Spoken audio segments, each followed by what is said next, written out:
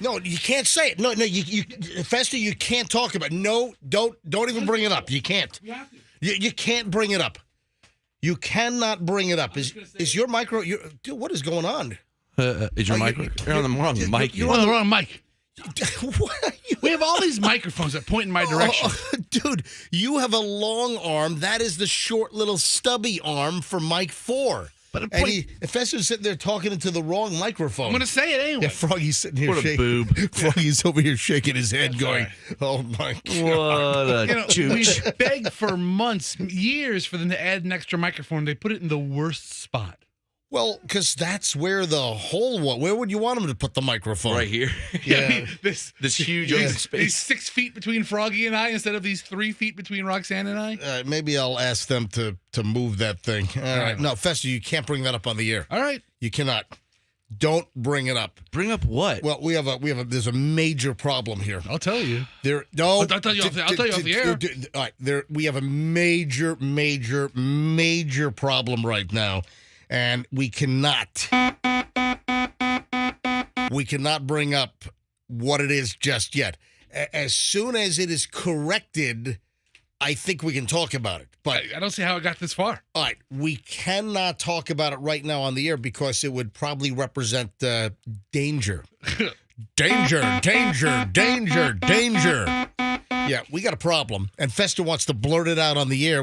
We got the MJ Morning Show open. Oh, we got to talk about this right. No, we don't. We can't talk about it. No, we cannot talk about it right now. We shall, as soon as everything is rectum-fied. Pointless to talk about it. How about you guys fill me in real quick? Nobody else is No, listening. no, Shh. no. Everybody else, quiet. Yeah, Right, tell me. we've got more people listening in the 6 o'clock hour than typically because we're giving away a tablet in just a bit, and we're giving away a tablet tag Microsoft Surface Pro 8 sometime this hour for the 6 o'clock giveaway. So No, I promise. It's just me.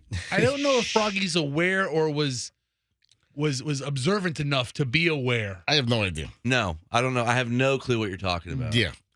And quite frankly, I don't think I want to know.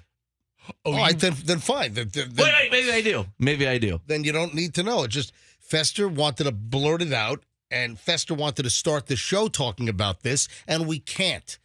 Now, I'm sorry for the cliffhanger. We will be able to talk about this as soon as I said the problem is rectified or rectumfied. And in this situation, with what we're dealing with around here, I think rectum is a much better term to use. Rectumfied versus rectified. Very accurate. I think it's extremely accurate. That's exactly right. Yeah, because I think that, bleep holes are probably better than... How can we not talk about it right now, MJ? Nothing's going to happen now. No. We're here. Nothing's going to happen.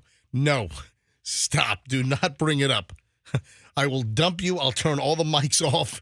And Will you walk out? no, I'm not going to walk out. He's not going to put that flag in the ground, but Right. he doesn't want us to talk about it just yet. No. All right. Welcome, folks. I will bring everyone up to speed. So if you're curious what the hell the big fire drill is around here, what the big alarm is, I will be able to explain as soon as things are fixed. So I'll explain. When's that going to be? I don't know. Okay. I don't know. I sent out a red alert text to everyone concerned. And I think others have as well. Is this something that was discovered when? Just stop. I don't even know what I'm asking. Well, that's dangerous. You usually don't know what you're asking, and you tend to walk us into the snake pit. So hold on. And Roxanne's pissed at me. You know about this? No. Oh, jeez. What is going Yeah. on? So is that why she's not here? No. Oh. She's not here because, like you're driving down the road, it's a dark country road at night, and suddenly deer! Oh, my God! I gotta swerve! They say you hit the deer. Hit the deer They every say time. more people get injured or killed by swerving to avoid the deer. Yes, that's true. So you just run it over, right? Well, I mean, Hey, Fester, can you Google that real quick? I don't want to give It's out. got to be true. I don't want to give out erroneous deer swerving information, but I've always been told that if you are suddenly presented with a deer or an animal right in front of your car and you're doing speed, I mean, you do not swerve because that's where people fishtail, lose control of the car, hit a tree. What do you have here? What do you type in? I typed in "hit the deer" instead of "swerve" into Google. And this is from American Family Insurance. Well, the insurance company's telling you to hit Look it. at this. Don't swerve to avoid hitting the deer. If it's apparent that a crash is unavoidable, whether it be a deer or other animal crossing the road, do not swerve. Studies show that more serious crashes occur when drivers swerve to avoid an animal. Yep. So I've always been, and this is from AmFam. Yes, From amfam.com. American Family Insurance. It ought to be amfam.bam. Yeah, right? That does make sense. Amfam.com. Yeah, so they're saying this. Here's a Quora deal. Why you should always hit the deer head on instead of swerving. So I've always been told that. So yeah, like I was just saying, you're driving down the road and suddenly deer. So you hit the deer exactly instead of a swerve. Yeah, can you finish that up? Who cares? The deer's Hold on, here probably we go. a perv. Hold on. 3, 2, and Hit the deer instead of a swerve. I heard that deer was a perv. I don't know what else to rhyme with. Swerve. Yeah, most deers are pretty Curve, maybe? got some nerve. That deer has some nerve, Damn but he right. also was a perv. All right, so yeah, Roxanne's, she's all pissed at me, and I'm like, what did I do? I'll tell you what, I don't Is it want about the scenario? Is it about the... Yeah, so Roxanne's not here, and it's, like I said, suddenly, bam, that's why I was using the deer scenario, like suddenly deer in the road. Suddenly, I mean, I was just presented with something, like in the last, 2 seconds that I was in the building yesterday, before I left, and it was like suddenly, blah, Roxanne, and then I said something, and now I think she's all aggravated at me. So there's a little tooty toot going on. All right, hold on to that thought. I'll tell you what for the early crowd. I can't tell you what the big security problem is. I can't talk about the big alert, but I can tell you why Roxanne is not here and why Roxanne is pissed at me. I'll explain next. I'm going to do the whole show like this with this inflection. Yes. I kind of like it. The next Surface Pro is coming up in a few minutes. All right, stop, please. Thanks to Two College Brothers Moving and Storage. And hang on, back in a minute. MJ Morning Show on Q105, just getting rolling. Pat's got traffic. We're back in a minute. Big problem.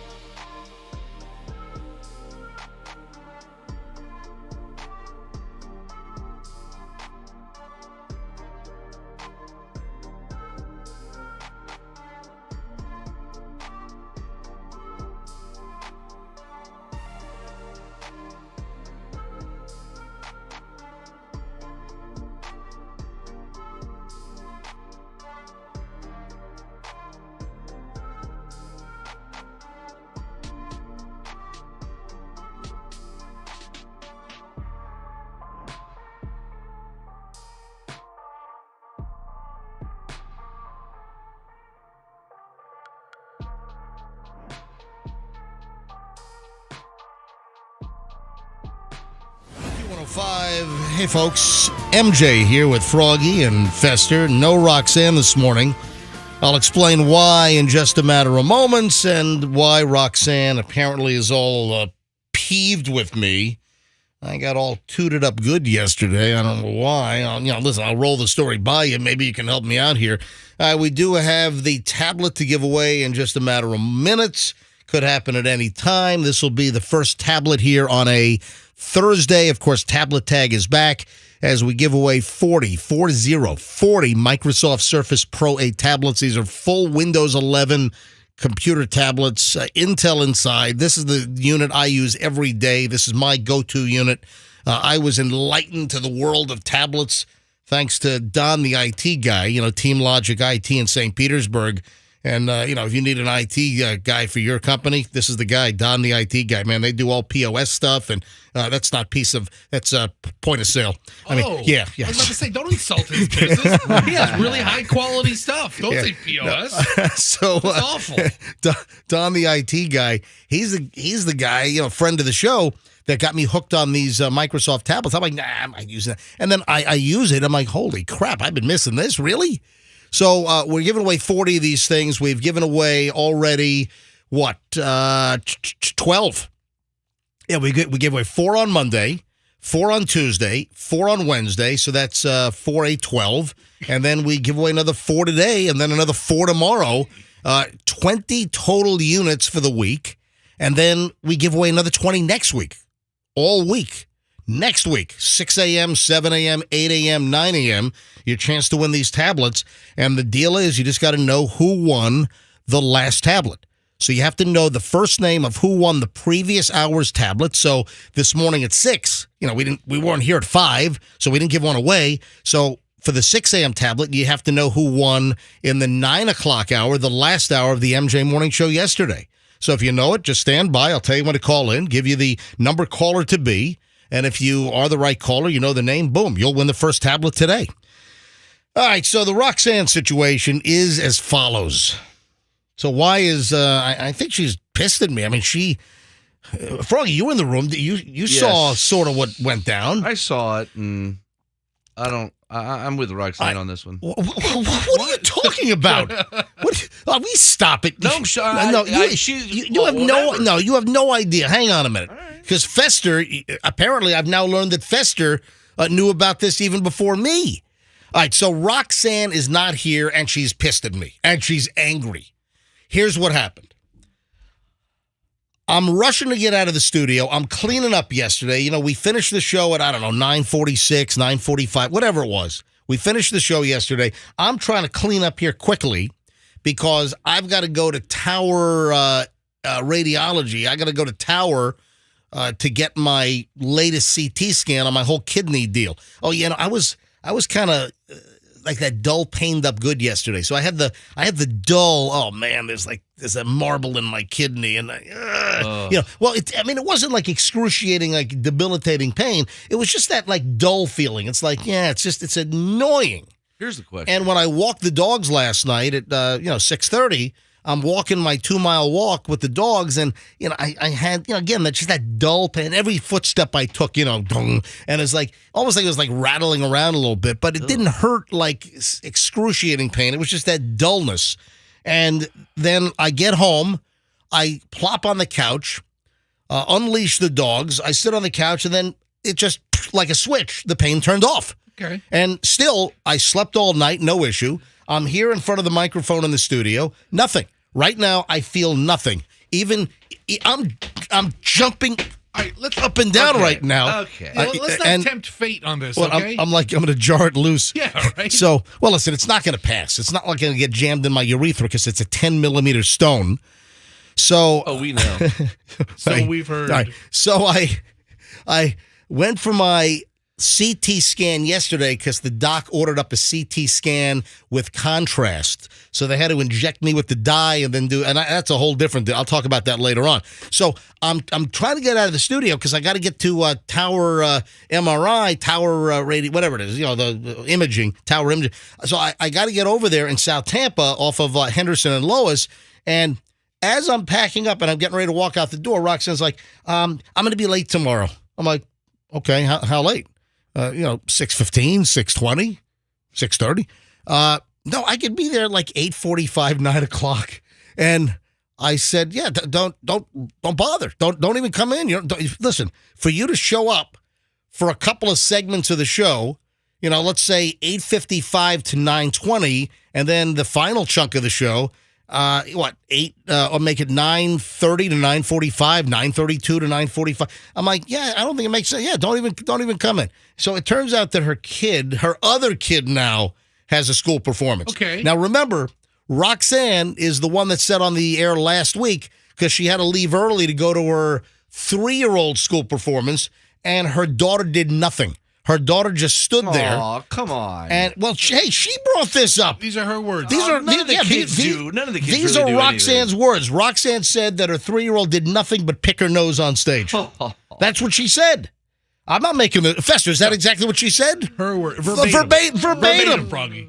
Verbatim. Like an old verbatim floppy disk. Oh, this is the week I wasn't here? Listen, yeah, last week when you weren't here. Oh, yeah, that's right. You weren't here. Yeah. Okay. So Roxanne left like on nose. Thursday, like at 8:30. She just kind of dipped out in the middle of our segment. Yeah, her and kid was part of a performance at that's preschool, and then at night I get an email. Yeah, my daughter did nothing at like they were singing or doing something, and her daughter didn't move her lips, didn't sing anything. But Roxanne said she did stick her finger up her nose how cute. up on stage.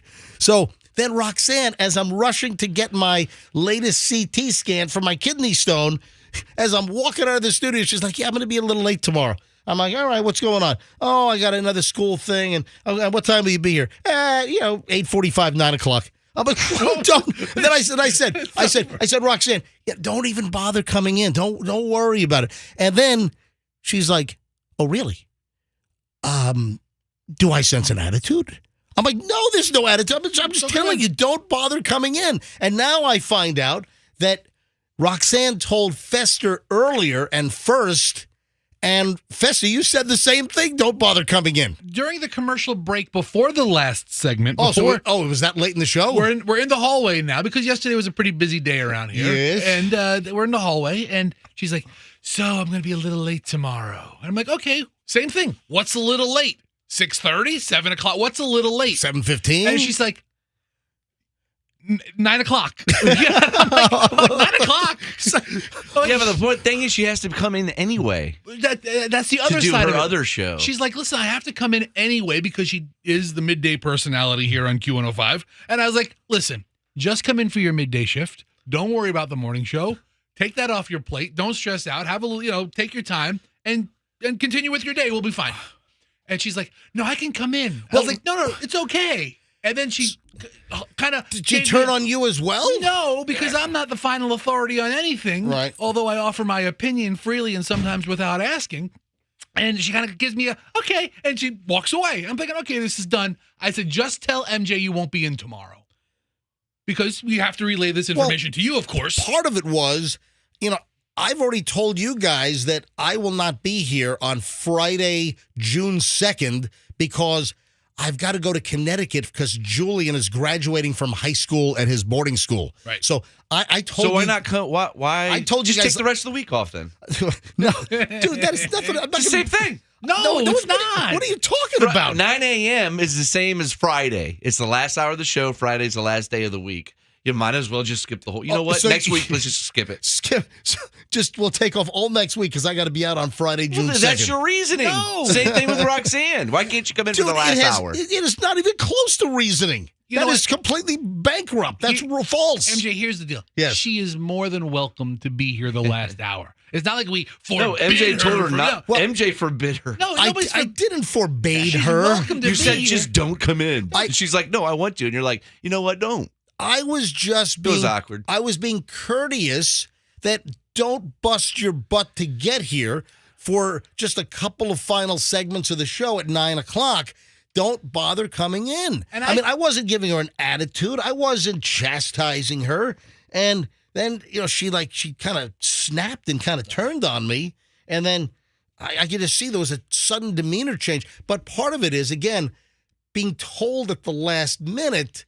And again, I wasn't angry. I was just saying, just take the day. Don't worry, but don't even come in. And I think she sensed that as I was angry at her, but also I'm not angry, but just Angry being may told, not be the word. but being told at the last second also, I'm telling you guys I'm not going to be here on a Friday a month out. So anyway. Listen, it's okay. So It's all right. Roxanne is not here. She's going to go to her 6-year-old daughter's school for some performance today or some kind of year-end deal or whatever the heck it is. I don't know if the 6-year-old also goes knuckle deep in her nostril like the 3-year-old on stage. Well, I guess we'll double knuckle. It's all part of the deal. Guess we'll find out. So that's why Roxanne is not here. Hey, Froggy, you got to fire up the texting. You got texting fired up? The what? You got to fire up the text lines. I don't know how to do that. Dude, you did it last time Roxanne wasn't here. No, you remember I forgot You forgot what? to open it. I don't know how to do it. You Oh, do it my one day? I did it for like half a day, but I forgot how to do it. Oh, my God. Yeah, you know what? Right. Hey, folks, stand by. I've got I suck. early morons in the news are next. Will Roxanne come in at 9 o'clock this morning for the final segments of the show in the 9 o'clock hour? I guess we'll find out. She can. She can. We'd love to have her. Yeah, listen, I thought I was being courteous. Like, don't bust your butt. Don't rush to come in. Forget it. If you're coming in for the last couple of segments of the show, don't worry about it. So I guess we'll have to find out to see if Roxanne actually comes in. All right, 6:31. She'll be in at 9:31. It is 6:31 now at the MJ Morning Show. We will give away the first tablet next, as well as early morons in the news minutes away here on the MJ Morning Show on Q105 standby. Busy day. That Carolwood Cocaine Bear is back. Yeah. Yep. There's an update to that Disney fight. Big update to that Disney fight. I'm just looking at my. We got. Johnny Depp's teeth. Did you hear about this?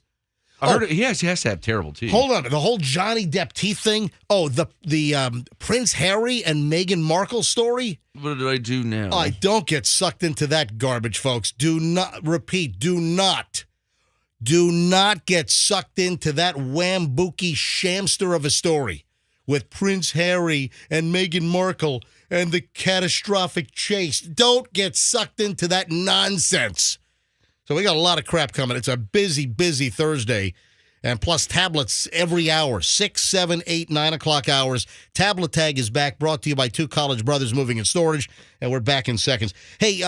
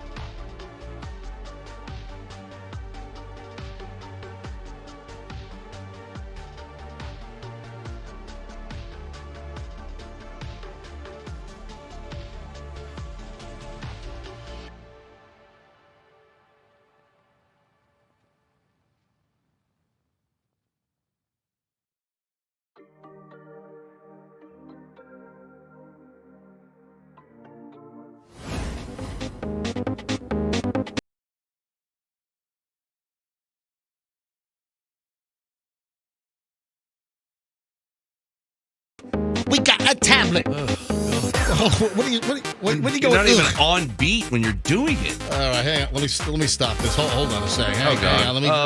Let me shut it off. Hang on. I'll start again. Hold on a minute. You ready? All right. Q105. Q105.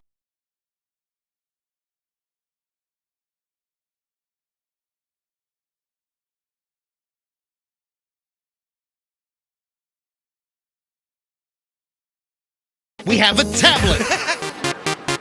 What? Holy cow. All right, you think you can do it better? All right, let me shut it off. Hang on a minute. You think you can do it better? I know I can. All right, you're okay. Here we go. All right. Q105. Tablet. We have a tablet. We have a tablet. We have a tablet. Who has a tablet? We have a tablet. We have a tablet. Let's go. tablets. We have another tablet. We have another tablet. We have another tablet. We have another tablet. We have another tablet. so- We have another tablet. Fine. You're a little bit more on the beat than I was. Okay, a little bit more. Nothing. That was art. I was like Eminem. Dude, that was art. Thanks, man. Some people say I'm like Paul McCartney. Nobody says that. Yeah, but no one. Never heard that. No one. That was And no really- one says you like Al Pacino either. Hey, Okay. you know, I'm in the room if you want me to step up. We can't go to the well too often on that. No, that burns. What about with me? No, stop with Louis Anderson. That's even more Stop. obscure. All right. So, folks, if you don't know the deal, Froggy has been just obnoxiously hooked either on Louis Anderson. That's right. Or- I've been watching a lot of The Feud on Freevee, and I love when Louis hosts. It's just the best. Or he's stuck on Al Pacino. Yeah, so, Oh, yeah. Or me. Listen, Froggy, I thought of you the other day. yeah. I started watching the old Larry Sanders shows on HBO. they're Oh, the best. Michelle and I watched all of those. Yeah, me and Kim. That's like the last show me and Kim During watched. during COVID, Yeah. like when it first hit, and we were like shut-ins up in Manhattan. That show's amazing. Yeah, we watched every single old Larry Sanders show, and man, that was great. I never got into it before, Really? but for some reason I was Oh. like, what was that show about, like the Carson mockery Hey, now, show? Hank Kingsley. Hey Yeah. now. Hank Kingsley, the best. Anyway, the guy, Hey now. Hey now. Anyway, the feud host who hung himself. I forget his name. Ray Combs. Yeah, that's Ray Combs. And He it was- would be he hanged himself. Whichever. You know, the other day you asked me, Louis Anderson, to do an impression I of think Ray. Louis Anderson got the job after Ray Combs hanged himself. I think so. I tried to hang myself, but I couldn't find a dock line big No, enough to get around my No, neck. the rope All right. would snap. And I'd bring down the foundation of the Well, building. Stop. Stop, So Louis. it's so obscure. Any of you guys have a cupcake? Stop. I got to do early morons in the news, but first let's give away the tablet. We have a tablet. Yeah, we have a We tablet. started out doing that. All right, let's go with caller number 50. Just a nice, clean 50. Caller 50 right now. I need to get the winner quickly here, so I don't want to go too late in this segment. All right, so caller 50 right now, 800-990-1047. All right, let's go. Start answering calls. Start screening away. 800-990-1047. Caller 50. If you know who won the last tablet in the 9 o'clock hour yesterday, you've got the next Microsoft Surface Pro 8 tablet from our friends at Two College Brothers Moving and Storage. They're the big sponsor of MJ's Tablet Tag here on Q105. Caller 50,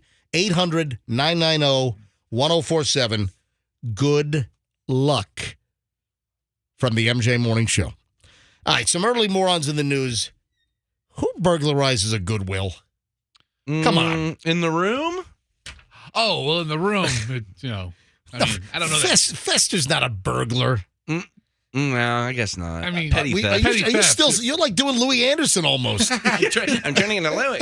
No, but as far as petty theft goes, I think Fester. Yeah, I would be the petty thief in not the a room. serious thief. Yeah, but Goodwill's like a non-pro, right? It's a charitable organization, It's a right? charitable organization But is that it- offers like recovery services and I Yeah, think yeah. they All have, right. So what exactly does Goodwill do? they But do a lot of goodwill. I realize that, but like, who owns Goodwill, or is it part of like a national? I don't know much. I just know that it's like an organization that helps people. I think it's like, Is it like a Salvation Army? yes. Yeah. Have you not been to one? Have you No. never been to a Goodwill? I've been to a Goodwill When? store.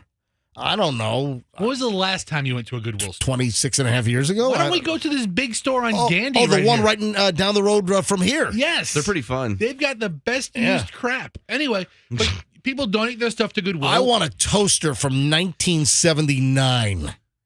And a jean jacket. You can get it there. I want to walk out with a jean jacket and a toaster. So you donate your stuff, and then they use it for I know they have rehabilitation services. Right. I think they work with people with disabilities. All right, so who the hell rips off Goodwill? I mean, come on, they do a lot of nice things for the community. Listen to this. Out of Henderson, Kentucky, police department there have arrested a guy for burglarizing Goodwill. Do you automatically go to hell? If you're burglarizing a Goodwill or Salvation Army, how about those kettle thieves? How about every Christmas, it seems that you have some story where someone grabs the kettle and they run.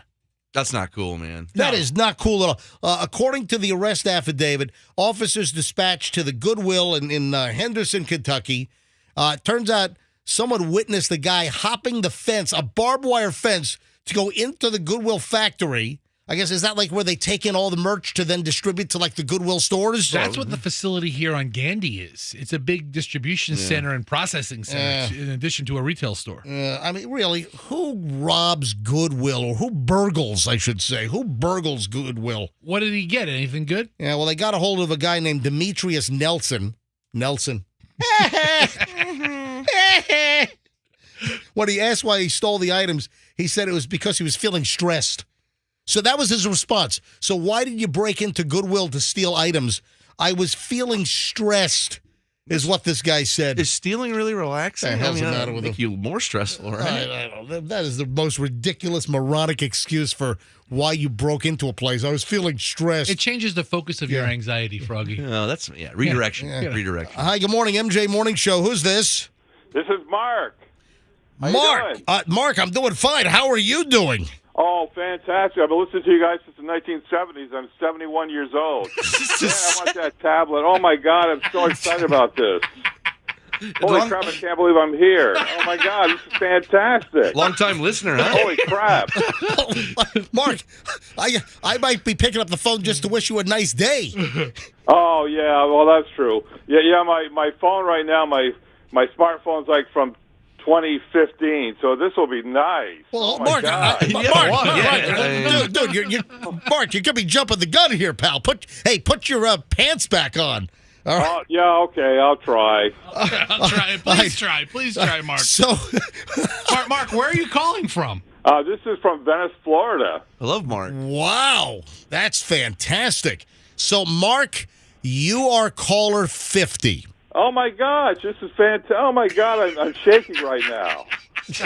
Oh, my God. Wow. This is the best winner. But wait a minute. Mark, you're only halfway there. So, caller 50, that's a good start. So, you are the correct caller. Mark, you have to tell me who won the last tablet in the 9 o'clock hour yesterday. Diana, Princess Diana. That is correct. You win. Holy shit. Mark, You were doing so well. Mark, Are you safe? I just had to dump that. That was the clearest curse word I've ever heard. I did. Oh, my Lord, I cannot believe this is happening. Don't curse again. Mark, I just gave MJ the thumbs up. This is a great winner, and then you do that to us. Then Mark just belted out, "Holy schnitt!" You know, As loud and clear as can Oh, be. Lord, I'm shaking. I'm Yeah, so excited about this. all right. So I had to dump the holy bleep on 104.7 FM. Sorry, But I'm so sorry. all right, Yeah, that's okay. You were excited. So we But understand. I'll tell you what, the holy bleep from this guy, from Mark, that will live on MJTV, and it will live on the podcast today. So if you want to hear what I just dumped, you can always go back and listen to the podcast or watch MJTV. Mark, Sounds great. Oh, my gosh. Yeah, this is Roxanne. I'm sorry about Roxanne, but, she's got to get over it. Jeez. You're right. All right, Mark, congratulations, pal. Goodbye. Oh, my gosh. So I just drop by the studio and pick it up? Hey, Andrew will give you, our producer will give you all of the instructions. You can come by today and pick it up. That'd be awesome. All right, hold on. Congratulations, Mark. Are you an MARK or an MARC? MARK. All right, hold on, buddy. Congratulations. Oh, my gosh. I love you guys so much. Yeah, we can tell. All right, thanks. You love us so much, you drop S-bombs on the show. That was a pretty innocent S-bomb. That was That was awesome. My kids are at home listening on Alexa, and I get home and say, Daddy, that first winner, Mark was really excited. Yes, he was. Yes, He sounds like he was in Fargo or something. He's like, oh yeah, that's great. Yeah. How about that True Coat? That's actually a very good first winner today. That was awesome. That's the way to start the day. That is an excellent first winner. So make sure you know next hour when we give away the 7 a.m. tablet, you got to make sure you know that Mark won in the 6. That's how it works. You always have to know the previous hour's winner's first name and be the right caller. We'll have another tablet in less than an hour the 7 o'clock, then we'll give away one in the 8 o'clock hour, then we'll give away one in the 9 o'clock hour, and then all day tomorrow, and then all next week again, every hour. MJ Morning Show. All right, back in just a few minutes. It's just a crazy day. The Princess Di stuff. I got a pile of, you know what? I'm going to do school fools next. I got a really crazy pile of school fools, and that'll start next here on the MJ Morning Show. Stand by. If you need a new roof, listen very carefully. If you need a new roof,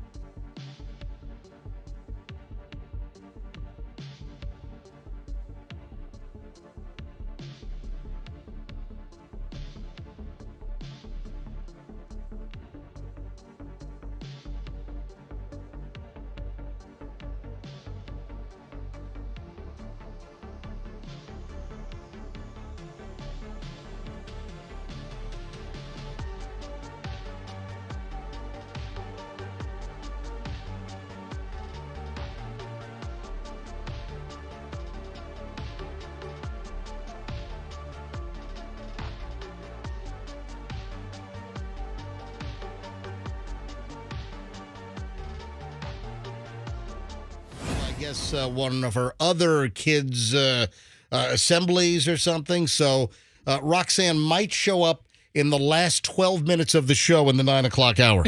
So All right, give her a break. It's okay. We will follow the Roxanne situation. All right, 7:02 at the MJ Morning Show here on Q105. Couple of school items here. I like to say school fools.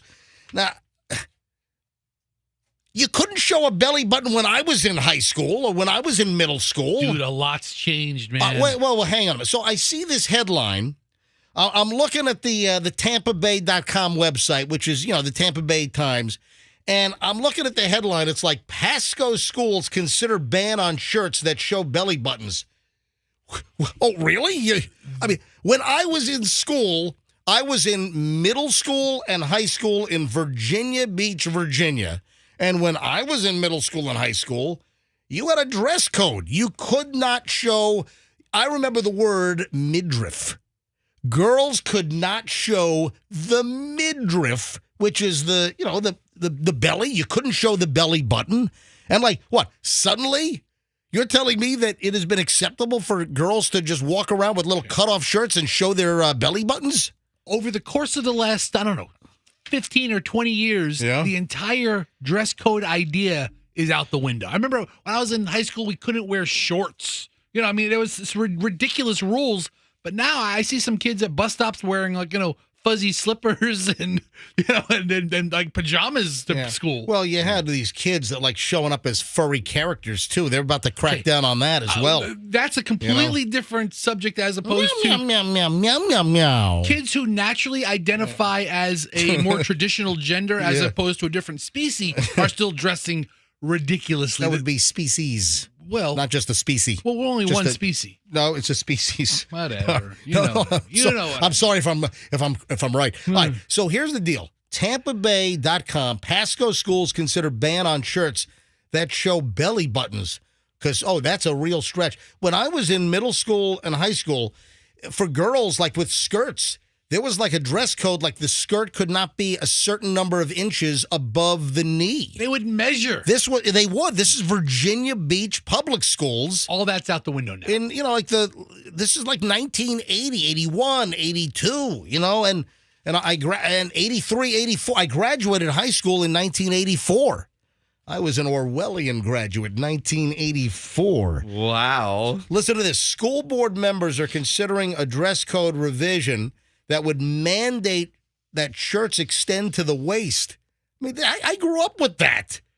That would be in addition to existing rules stating that shirts have straps, be opaque when covering the chest, and have fabric in the front and back and sides. Oh, come on. I don't want fabric in the front Hold and on. back. We ought to go to phones here. We ought to talk to like moms or even like high school girls or high school boys. What the hell are people wearing to school these days? I mean, what, are they just waking up? What did someone have amnesia and forget about dress codes over the 90s, the 2000s, the 2010s, and the 2020s? And now suddenly, bam, someone gets clunked on the head and, dress code. Yes. All right, let's grab a couple of calls on this. Let's grab some early phones. 800-990-1047.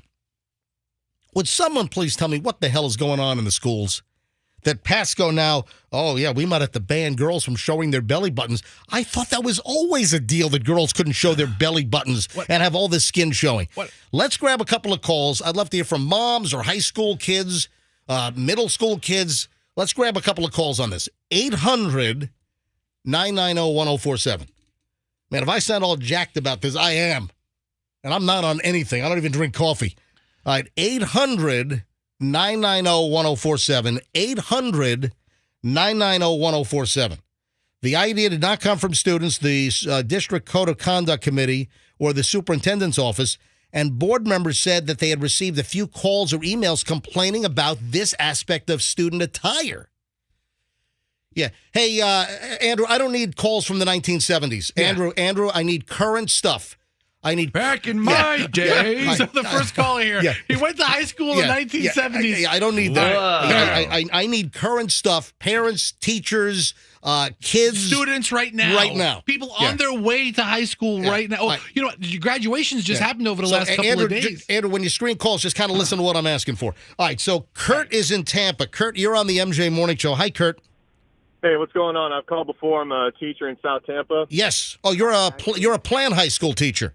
You remember very good. Yes, I do. I'm actually heading to work right now, and I can tell you what you're describing. The dress code is there. It is just not enforced, and the kids know it. And it's a lot of skin. And there's rules that say you can't wear that, but just no one enforces it. All right, Kurt, a teacher at Plan High School. What is the most ridiculous thing that you've seen a student wear? And I'm assuming it's mostly girls because, guys are not, showing up with cutoffs, I don't think. But, what is the most ridiculous attire that you've seen a female student wear? They wear crop tops, tank top, crop top combos. Students aren't supposed to wear hoodies or hats. They wear them. We got to be able to see their face on security cameras. It's not enforced. I see kids wear drug paraphernalia, beer paraphernalia, things like that. Oh, that was another thing. When I was in high school, you couldn't have like a T-shirt with like a smoking doob on the front, Yeah, me too. I graduated high school in 2004, and it was nothing changed. And we still have those rules. It's just not enforced. Right. But the thing is, two things. One, the kids know it. And two, why are parents letting their kids leave the house with that on in the first place? Yeah, bingo. That's really the answer. Hey, listen, I don't want to be too creepy here, but have you ever had like a high school girl show up, with some ridiculously cropped shirt and you got like underboob going on? Oh. Nah. Okay, all right. Just I don't Come on, I man. don't know if it's gotten that bad. Ooh, good thing Yeah. you prefaced it with I didn't want to be too creepy. Yeah. Oh, good thing you did that. Yeah. Kurt, have a good day, man. Hey, God. hey, Bye-bye. Kurt, how many more days of school? Like just like Next Friday is the last day. oh, that's right, because I timed tablet tag. Oh. That's right, I timed tablet tag to end the last day of school for most districts in the Tampa Bay area. That's brilliant. Yeah, how it is. It really. That's good programming skills brilliant. right there. I know Pinellas County already had Yeah. a bunch of graduations I've seen already. Hey, Kurt, have a great one, buddy. All right, thank you. Bye-bye. All right. Later. Let's grab Gavin in Tampa. He's a high school student. Hey, Gavin, what grade are you in? What school do you go to? I'm in 9th grade. I go to Steinbrenner High School. Oh, fantastic. All right, so 9th grade Steinbrenner. And what are some of the ridiculous things that you see people wear at school in complete violation of the dress code? So I see cat ears. I see, totally cropped shirts, of course, with all girls. All right, so there's plenty of belly button showing, Yep. and it's not enforced. No one calls them down to the office saying you can't have that, you can't show your belly button, you can't show all this skin. Not really. And they wear ripped shorts so you can see, like, everything, and they don't even care. So you see all kinds of butt stuff and everything?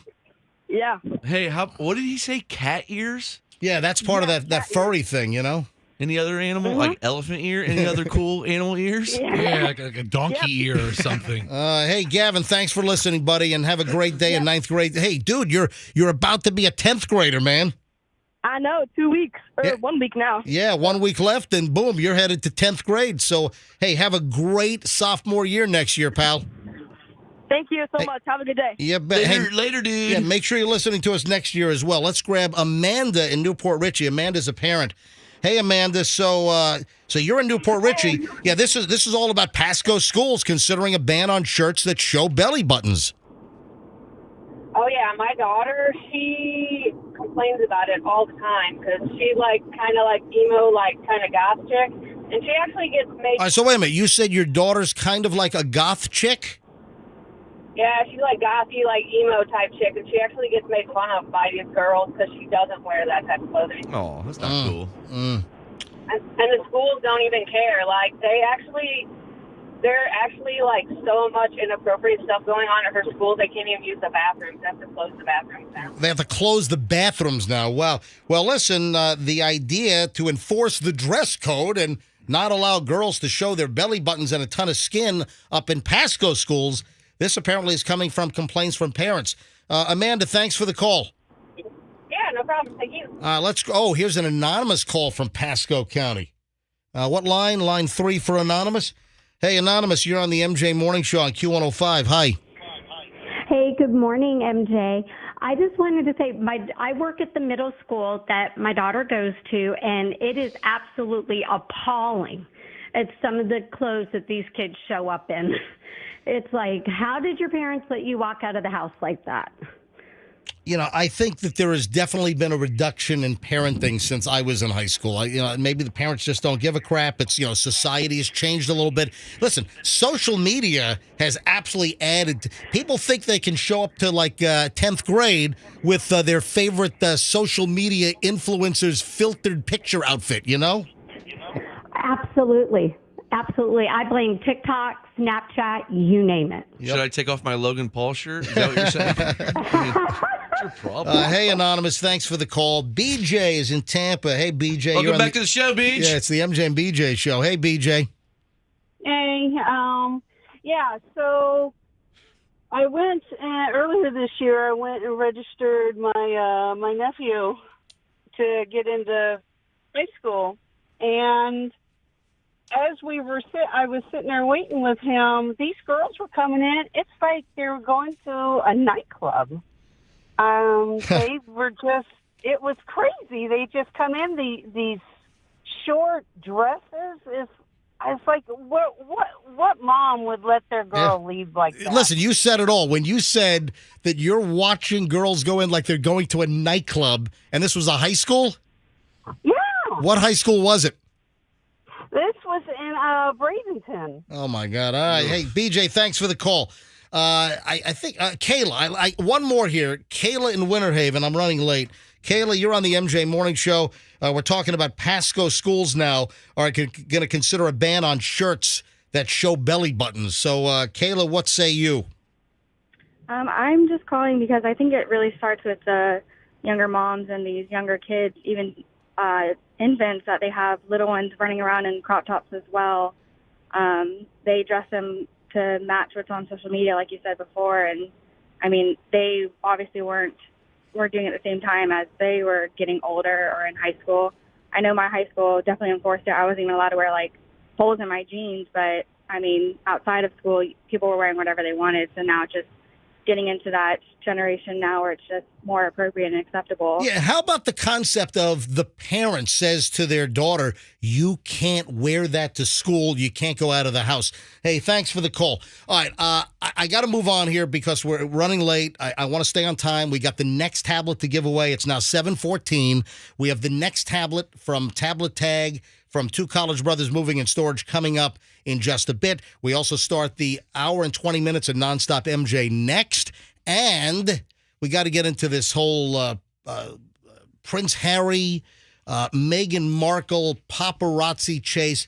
This is such a BS story. Folks, the media, by and large, fell for this story yesterday. Hook, line, and stinker. This all right? is so fishy. All right, totally. This is totally janked up. All right, hold on. We'll get into that and a lot more.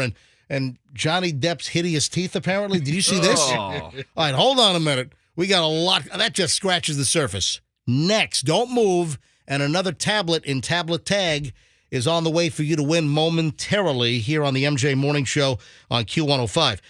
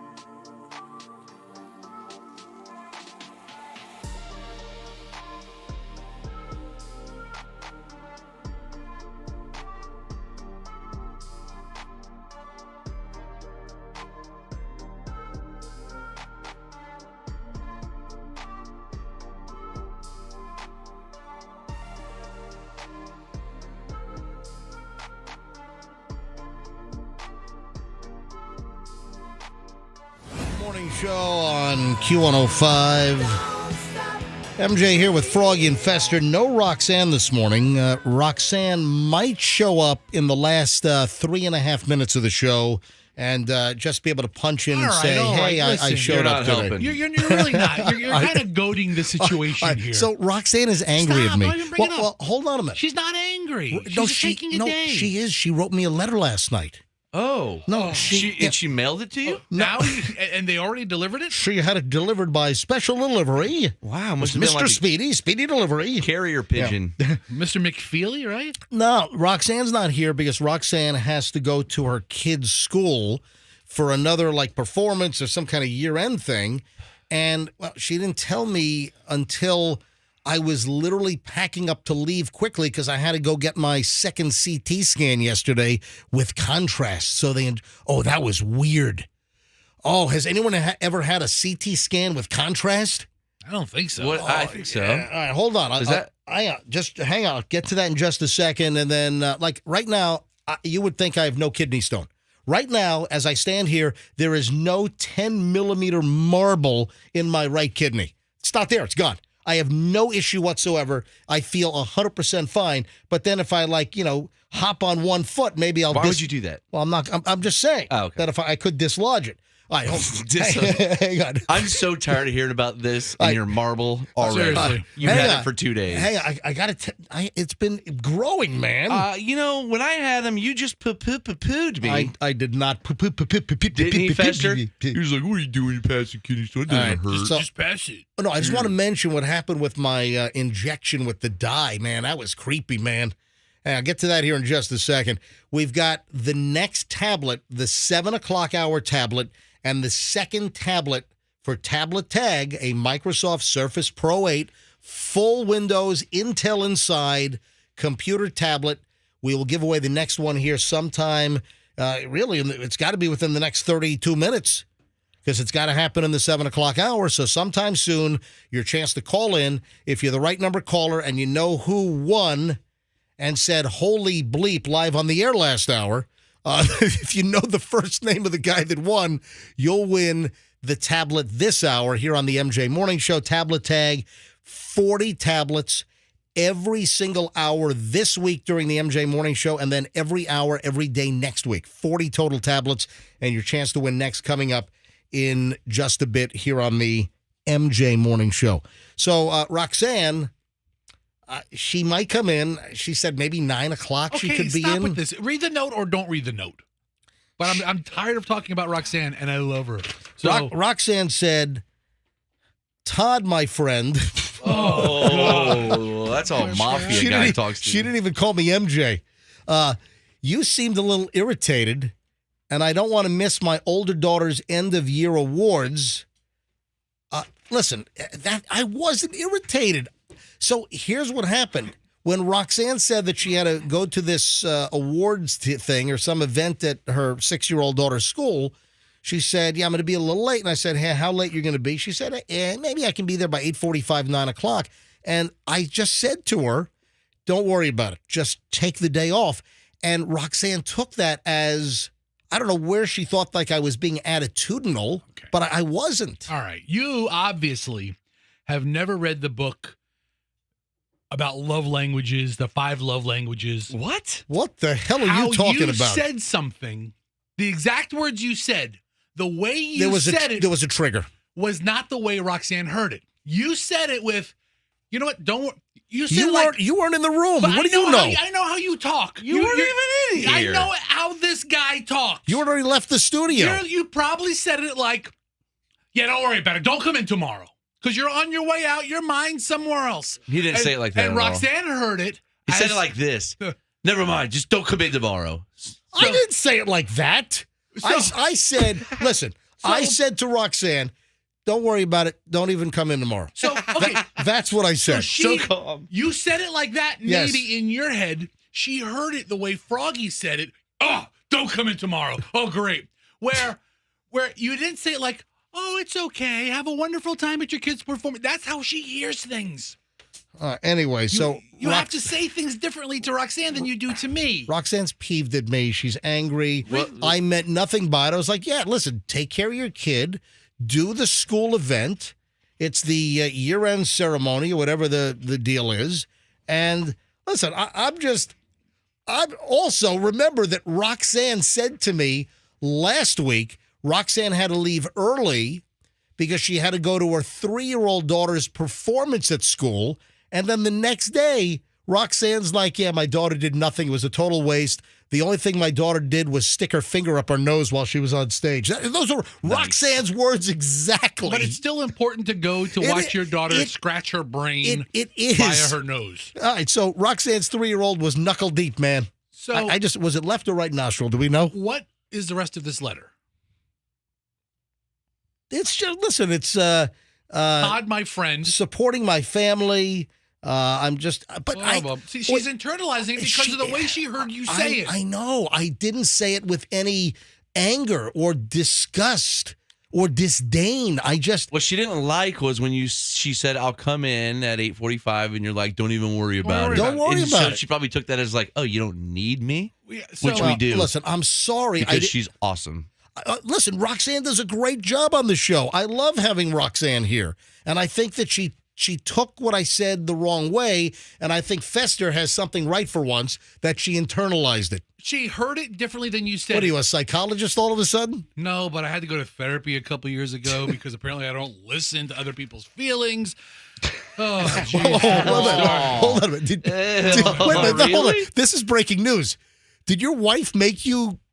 Not go to therapy where I had to have a counselor, but I had to have a counseling because your wife made, because you're not sensitive? You don't listen to people? Oh, no. Well, when the morning show ended, right? This did seem to help. When the morning show ended, I had no place to present my sarcasm. Oh, you had no place to perform, to lash out, all of this humor to act out. This was your. Oh, so you had all kinds of pent up. Like it's I coming guess, out. Gotcha. Okay. Yeah, but it would come out at dinner, or it'd come out. Right. Everything would be a sarcastic, snarky comment, like how we Your do. wife made you talk to somebody? She's like, you need to get checked out. You need a checkup from the neck up. I agree. I mean, she didn't pack the bags at the door or anything, but she's like, you need some help. So, folks, here's what you need to do. You need to listen to the whole show. Well, you know what I say. You got to make sure you listen to the whole show. Figure out a way, because if you love what you hear now and you're not listening in the 8 o'clock hour or the 9 o'clock hour, well, what are you missing? So to listen live, use your smartphone. Just grab any of the apps that are available. You can use the Odyssey app, AUDACY, the Odyssey app, and then search for Q105 Tampa Bay.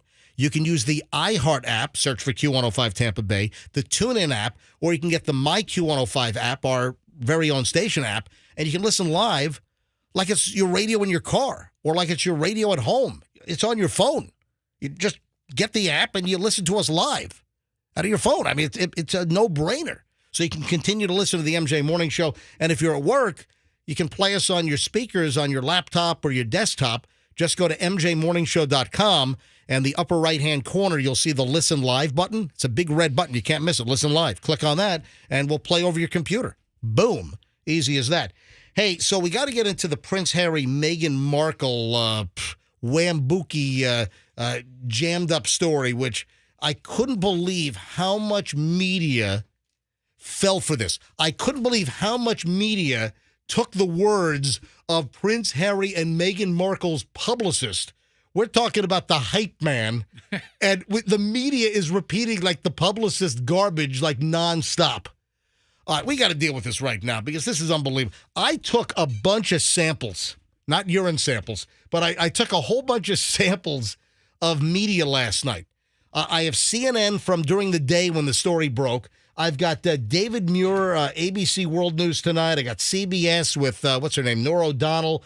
I got, there's one operation that seemed to question things from the onset, and that was the right thing to do. What was it, like the 700 Club or something? Nope, hang on. I'll get to that in a second. What happened? Were they driving when her horrible toes stuck out of the window and flipped the car? Folks, this is such a jacked up, hyped up publicity. Look at me. We need attention scams if I've ever seen one. Man, you're fired up. What happened? Yes, I am.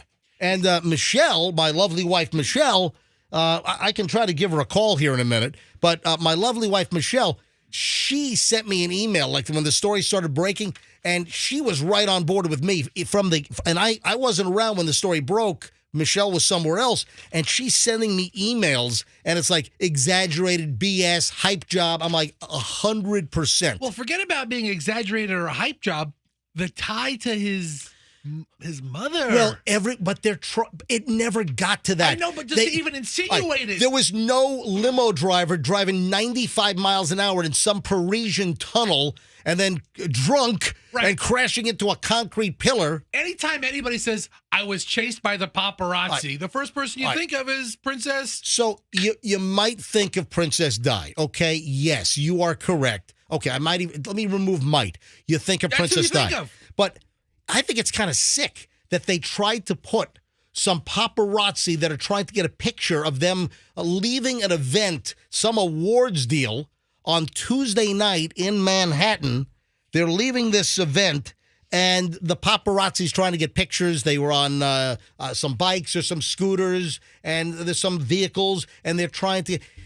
This is not a 95-mile-an-hour catastrophic chase through Manhattan. And they were chased for 2 hours? What the hell? 2 hours? You'd be down at the Delaware Memorial Bridge all the way through New Jersey in 2 hours. What are you talking about? You're making it to Atlantic City in 2 hours. You'd go to West Point and back. You're up the Palisades Parkway to Bear Mountain and back. You're fishing in the Come Finger on, Lakes. give me a break. This story just reeks of a phony, jacked up hype job. And I'm sorry, a lot of the media, they fell for this. All right, let me start, though, with CNN. Let me play. This was during the day, so this was like 1 o'clock in the afternoon, and this was like the breaking news. CNN, Prince Harry and Meghan Markle were in a deadly chase. Paparazzi. It's echoes of Princess Di. Here, listen to this.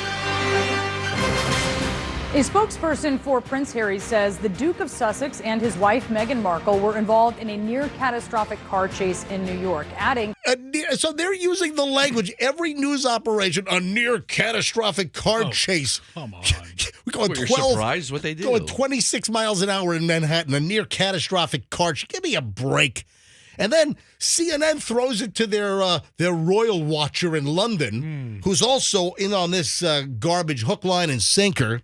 It was a relentless pursuit by paparazzi that lasted more than 2 hours. A relentless pursuit by paparazzi that lasted more than 2 hours. Give me a break. So I just went to Google Maps. Yeah. In 1 hour and 54 minutes, you can drive from downtown New York City to Philadelphia. To Philadelphia. Exactly. Honey, we're going to Philadelphia. To be clear, there was no car crash, but an NYPD source says a paparazzi swarm blocked off streets near the 19th Police Precinct, and the couple's protective detail... So what is that all about? They had the driver go to a local police precinct to try to shake the paparazzi. They blocked off the street. What? They were out in the street with their cameras trying to get a picture of Prince Harry and Meghan Markle. Oh, my God. It's such garbage. All right. Then the CNN anchor throws it to the London desk. Figure out extraction plans. Listen, CNN's Max Fox. Oh, they had to work on extraction plans. Oh, God. Oh, We've got paparazzi with cameras and video, and we got to work on extraction plans. Let's send in SEAL Team 6. Get my 6. Let's go, Megan.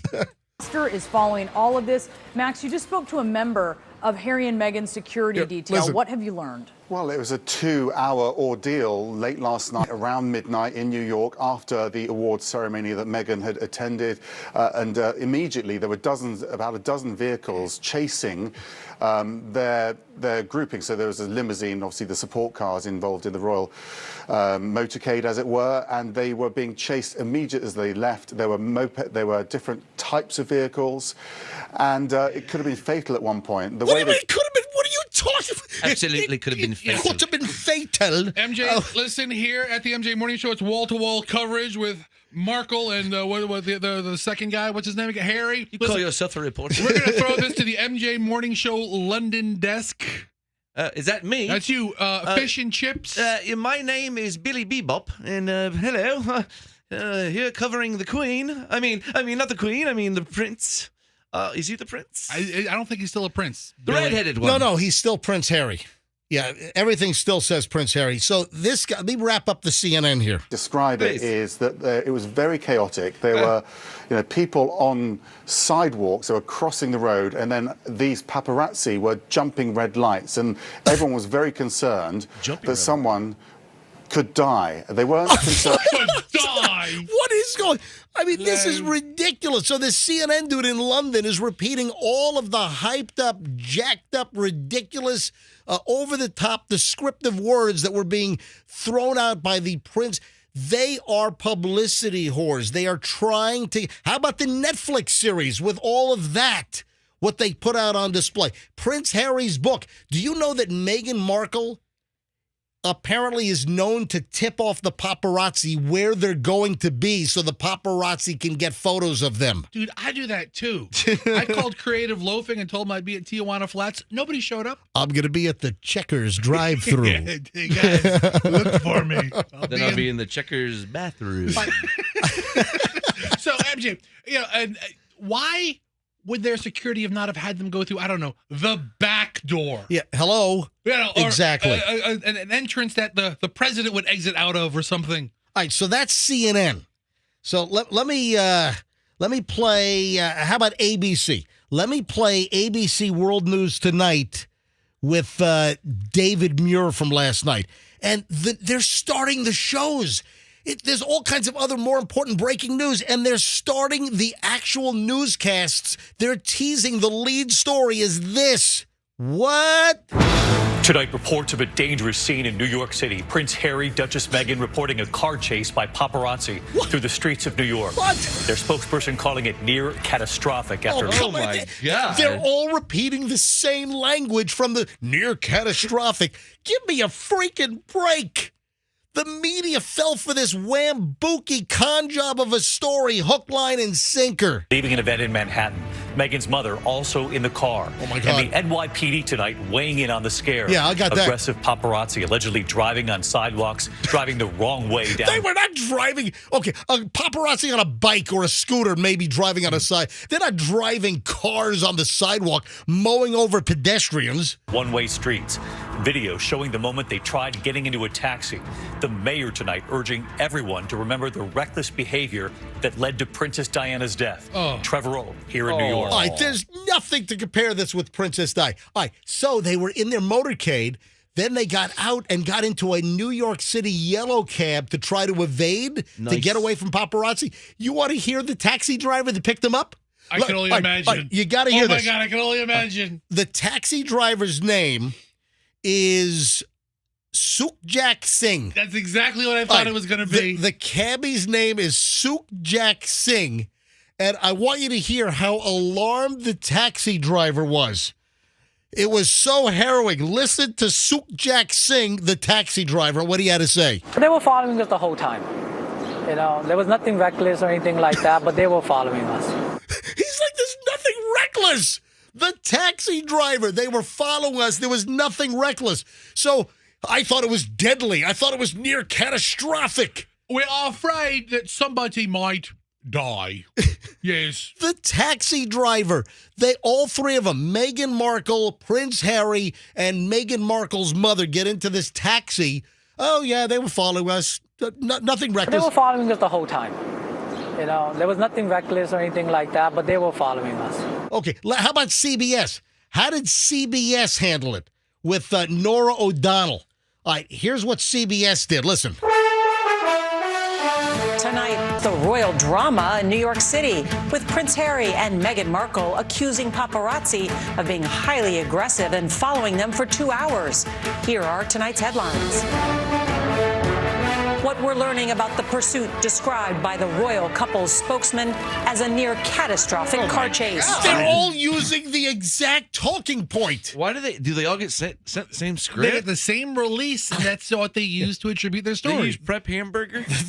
They all just repeated what the publicist said. Near catastrophic car chase.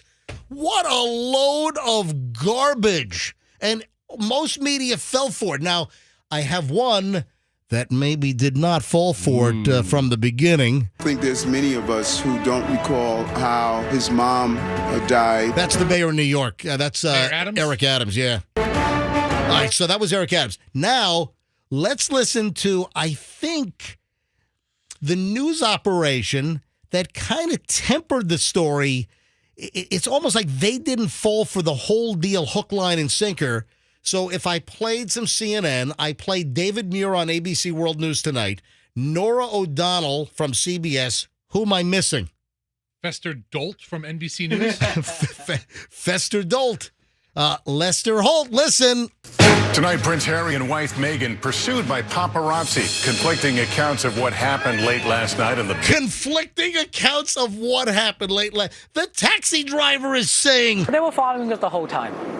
You know, there was nothing reckless or anything like that, but they were following us. Nothing wrong. Yeah, they were following us. Yeah. No biggie. The cab driver's like, all calm.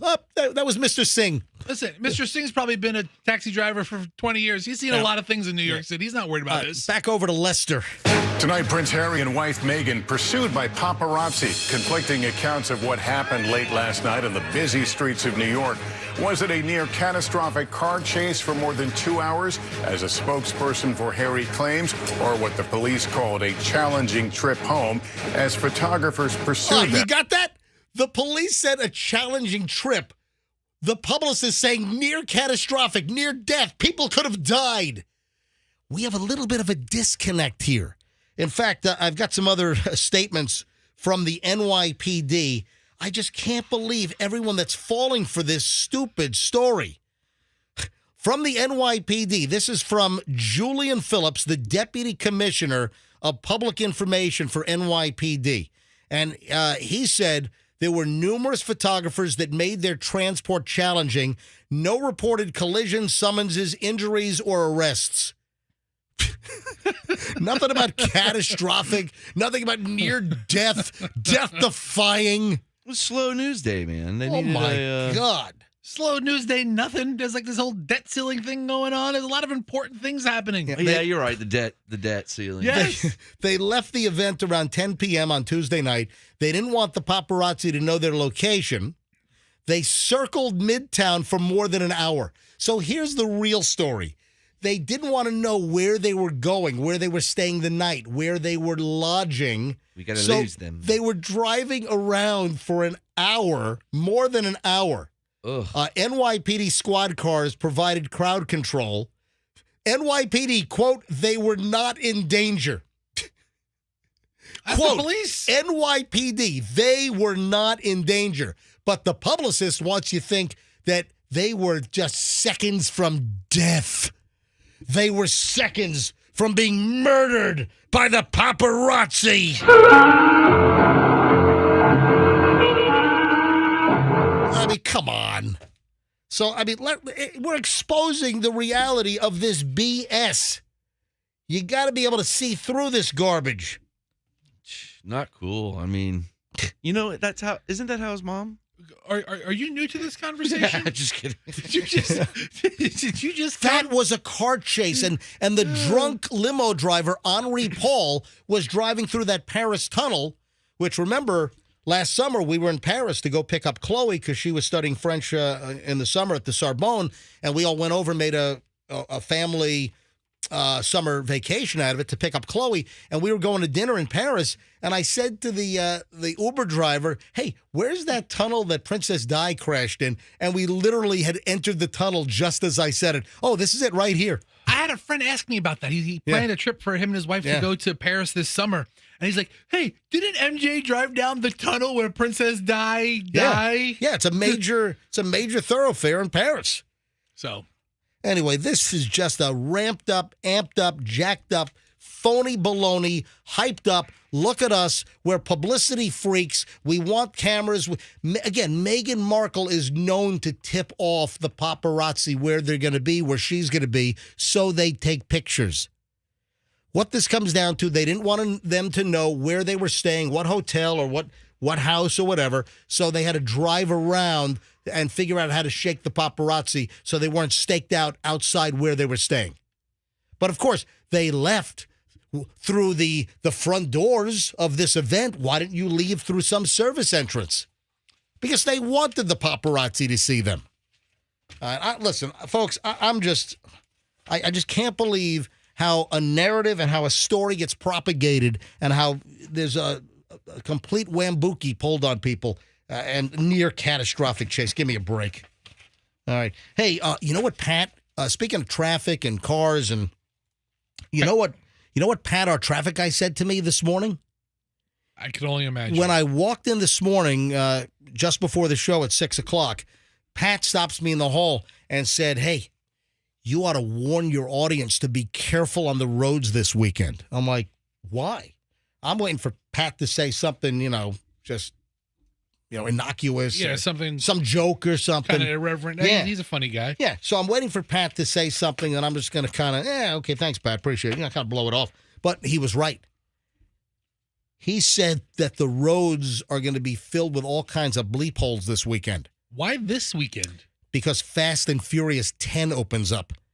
Yeah, so that's what he's saying, that when these movies come out, you got all the, testosterone up guys that go see Fast and Furious, and they leave the theater and they think they're suddenly in Fast and Furious. So that's a good point. I don't see how you could leave that movie and not barrel ass down the highway. Well, weaving in and out of cars. Dude, come on, that's the problem. Don't say that. I understand now. What's the matter with you? I'm just agreeing with Pat's position. I don't condone it. What is wrong? I have not seen one of those. There's been 10? Yeah, I've not sat through a whole Fast I and haven't Furious. seen one of them. I think I saw Fast and Furious 1, and I thought that blew. And I can't imagine Fast and Furious 2, 3, 4, 5, 6, 7, 8, 9, and not 10. Are you kidding me? Remember, we had a story last week that, or maybe it was earlier this week, that some promotion was going on and some company wanted to pay you to watch all 10 of them and then count the number. I think it was an insurance company. Count the car crashes or reckless driving for some insurance company, and you'd win some kind of prize. I would rather drink bleach than watch 10 Fast and Furious movies. Could you imagine? My God. All right, thank you for coming. Yeah. We have 10 movies here for you, or for $1,000, or a cup of bleach. Hey, it's 7:53. I got to give away that tablet right now. I spent a lot of time on Princess Di. I'm sorry, I lost track of time. So let's give away the tablet right now. Tablet tag is on. This is the 7 o'clock hour tablet. Let's go with caller number. You know what? I'm going to make it easy. Let's go with caller number 40. Caller 4040. Since we're giving away 40 tablets, let's go with caller 40 right now. 800-990-1047. Caller 40. If you know who won last hour's tablet and you're caller 40, you win the next tablet here in Tablet Tag. This is the Microsoft Surface Pro 8. We're giving away 40 of these, 20 this week. Every hour, every day, MJ Morning Show, and then we'll give away 20 again next week. Just know last hour's winner in the 6 o'clock hour, know the first name, be caller 40, and you win the next tablet. And listen for the name, because you're going to need to know that for the tablet next hour in the 8 o'clock hour here on the MJ Morning Show. So good luck, Andrew. Let me know when you're up to 39. I will take caller 40 live on the air. We have an update, that Disney brawl.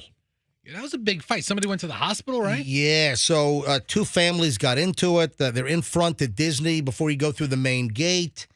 And, they've got that, train station, that old, train station building. Remember Michael Jackson had a replica of that at Neverland. Remember that? Yes. Yeah. So that old building, they've got the nice shrubbery and the flowers. So this is after you get through the ticket counter and before you walk through the gate to get into Main Street. Okay. Right?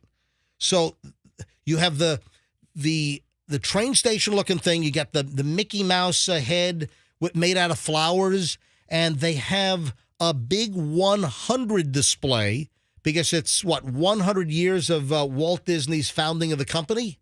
100 years since he had steak tartare for the first time. I mean, all these anniversaries mean nothing. Anyway. 100 years of I life. just saw a documentary and he didn't like steak tartare. It got in his mustache. You know what he did like? Right, Fester, why'd you have to say steak tartare? It was the silliest thing I could think of. You know what Walt Disney really did like? What? Cigarettes. Cigarettes. Did he die of lung cancer? Yes. Or something? Yes, he chain smoked from birth to death. Yeah, he smoked more than the steam train going around the park. Roy was like, "Come on, Walt, I need you to run this joint." Nope, I gotta put 2 packs in my mouth at one time.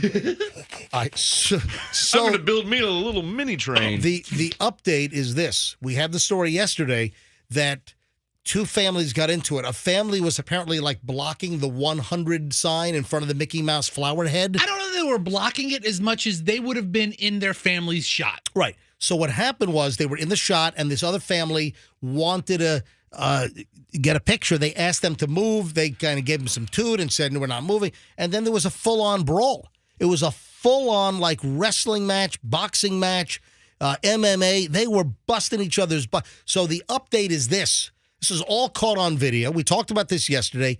The update since yesterday's show is 2 people have been banned now from Disney. Total lifetime ban because of the brawl after the scuffle with the other family. Yeah, one family who police referred to as the victim family was posing in front of the massive monument for a group photograph when another larger family walked into the frame. When the suspect family was asked to move so the photo could be taken, one member of the family suspect punched the other member of the other family. I mean, come on, this is the happiest place on earth. Yeah, I don't know about that. What the hell? Ah, son of a... Woohoo! Heidi-ho! Andrew, do we have any Disney music like When You Wish Upon a Star? Yeah, I've got that here or somewhere. It's a Small World. Do we need it, really? Yeah, I've got the Disney music somewhere here. Really? Well, MJ, to get this picture right, I mean, you got to get the topiary of Mickey's head, then you get the 100 sign, then you get the train station. It's really a wide photo. So you need clearing, 20, 30 feet on either side. Oh, man. I want to punch anyone when I hear this. Don't play it again, whatever you do. Did you hear the challenge that people are doing? The drink the small world water. Oh, yeah, we talked about that. Oh, did you? Okay. Yeah, people are like getting a cup and drinking the water in It's a Small World. That's not spring water. That is disgusting water. Ew. Absolutely disgusting. All right. Hi, good morning, MJ Morning Show. Who's this? Melissa. Marissa, why are you calling the... I'm sorry? Melissa, M-E-L-I-S-S-A. Oh, Gotta get it right. I heard Melissa. Melissa. Yeah, MJ heard Morris. Yes. You better get this right. Yeah, It's Melissa. My first girlfriend in summer camp at Camp Ranger was Marissa. Aw. Yeah. All right. So, Melissa, why are you calling the MJ Morning Show? To win the tablet. To win the tablet. So you are caller number 40. If you can tell us, if you can tell us who won last hour, you'll win. It was Mark with a K. Yes, it was. You win. Oh, my God. Oh, my God. Oh, my God. Oh, my. I've been trying to win since you started this the last 2 times. Oh, my God. Melissa, you've got it. You finally got a tablet. You win. Oh, my God. Thank you. Thank you so much. Oh, my God. Thank you. Oh, my God. Melissa, where are you calling from? Port Richey. Oh, this is fantastic. All right, so Melissa, you can come by anytime. Andrew's going to give you all your information. You've got a Microsoft Surface Pro 8 tablet, thanks to 2 college brothers moving in storage and the MJ Morning Show. Thank you so much. Thank you. Oh, my God. Are you shaking? Yes, I am. I can hear it. I can hear your voices quivering. Wow. I'm just so excited.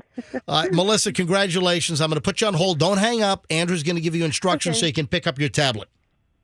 All right, thank you. All right, thanks for listening to the show. Congratulations. Always. All right, appreciate it. Melissa. M-E-L-I-S-S-A. Melissa. So it's now 8 o'clock. The 8 o'clock hour has just started.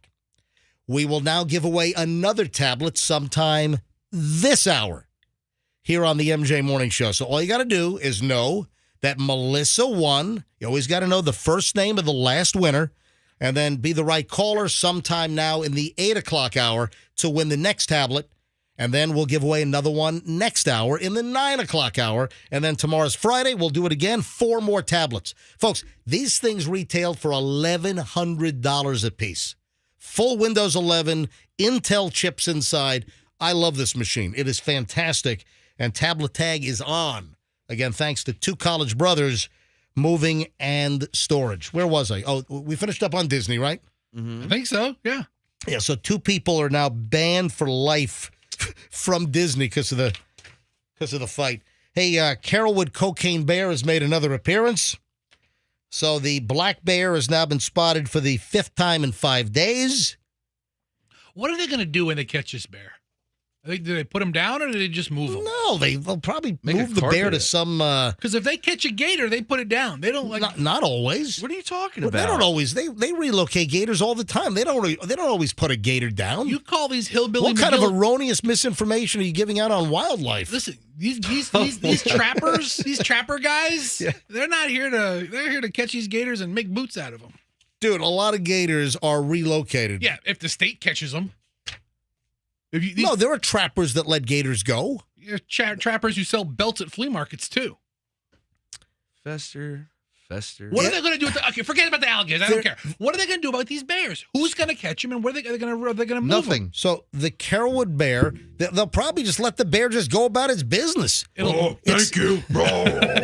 It'll migrate to somewhere else? Great. So you know what the bear's going to say when they capture the bear? What is it?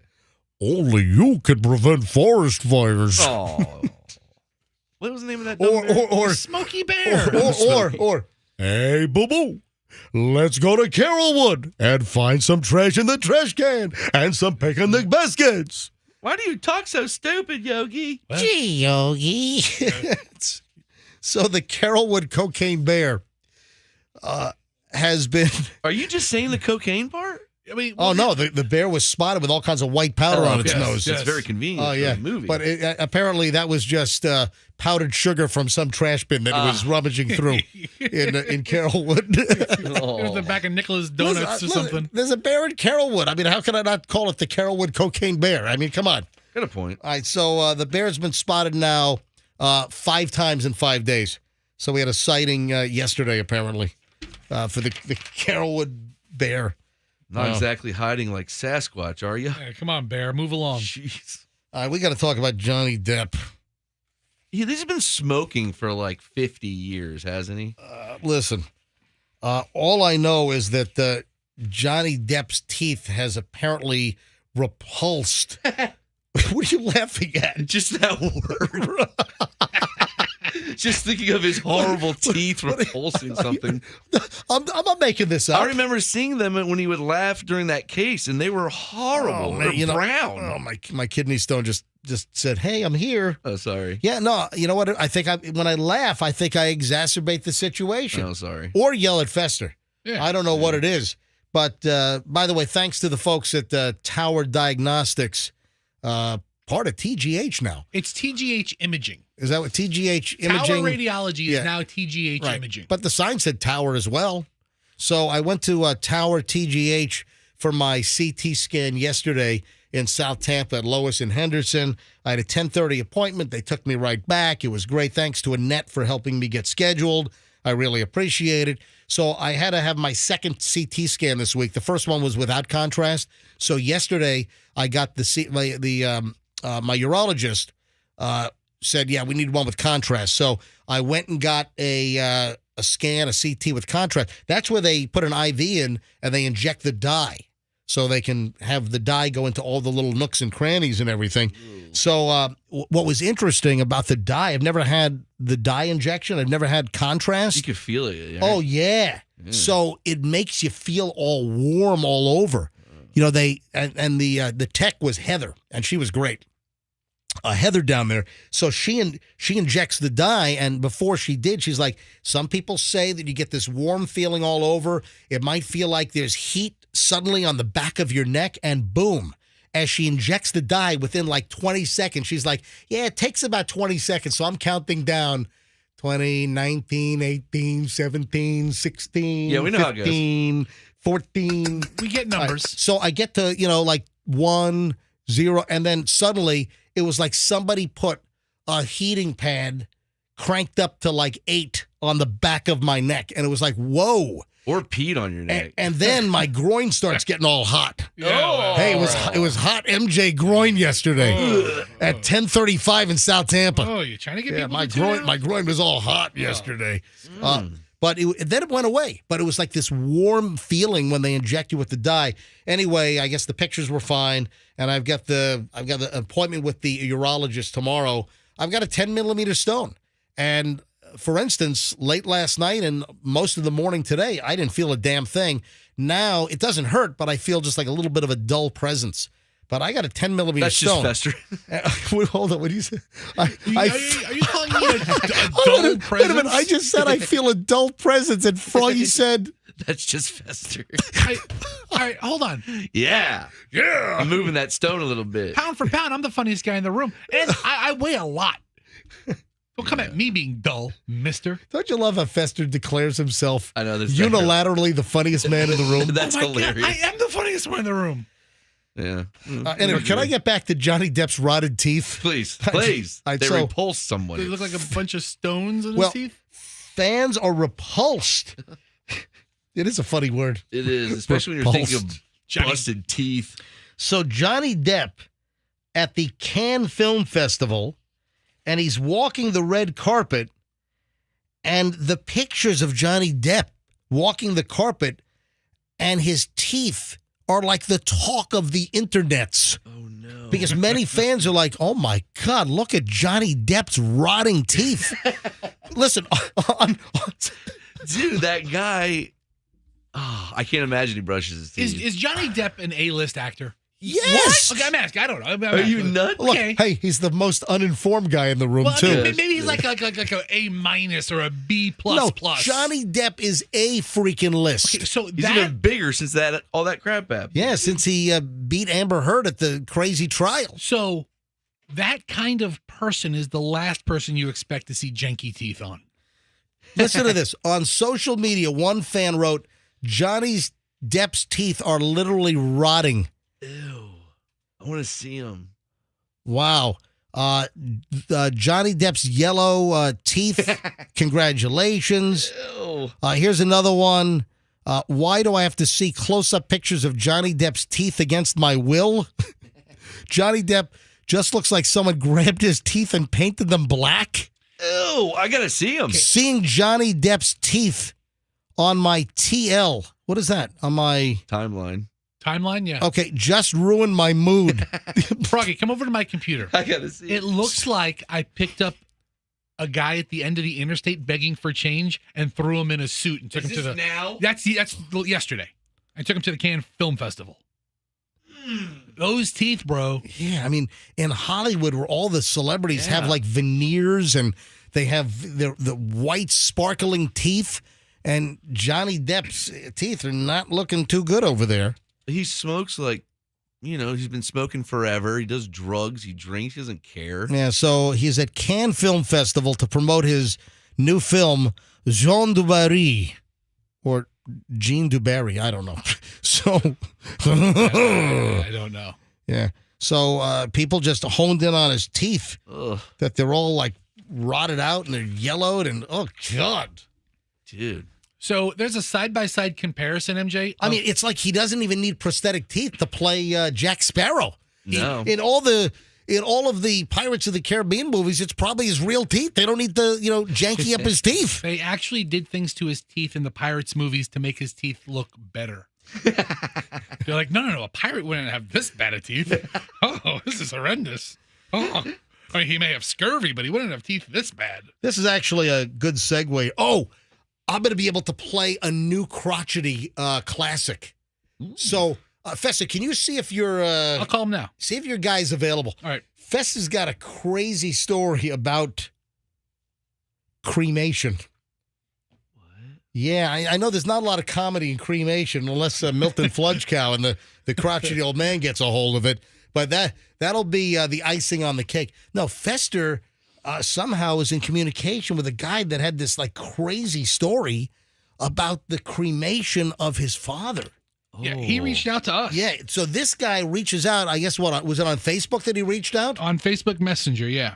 And Fester deals with our Facebook, so make sure you give us a follow, because Fester, he's really good at customer service. Yeah. So not really. So follow us on Facebook, just MJ Morning Show page on Facebook. Well, try to get him on the phone with Johnny Depp's teeth. I mean, this kind of goes in tandem. I also saw an item yesterday about a dentist that has a list of foods that will just destroy your teeth. So a dentist practicing for decades is saying, hey, whatever you do, try to avoid these foods. And some of these foods are like, whoa, I never thought of that. Really? Yeah, and I like one of these, the first one I like. The dentist says if you care about your teeth, don't eat pork rinds. What? Yeah. I love fried pig fat. I love pork rinds. I only eat pork rinds maybe like once a year. I mean, literally. Sometimes I'll go into a convenience store and the pork rinds are just like staring at me. And I'm like, all right, what is this? All right, it's November. I haven't had a bag yet. Okay, I'll get a bag of pork rinds. But you know what? It never fails. You know what always happens? Nothing to do with my teeth. But when I buy pork rinds, somehow, nope. What'd you say? Roof rip? No, they're not that hard. You know what? You're right. Sometimes you do get a little bit of the skin on the roof. I do. Yeah, because I'll blast through a whole bag. Don't confuse pork rinds with authentic chicharrones. Let me tell you what happens with pork rinds with me. It never fails, and I swear it's every time. Somehow I inhale like pork rind fiber, and it gets in my lungs, and I'm coughing for like 2.5 hours.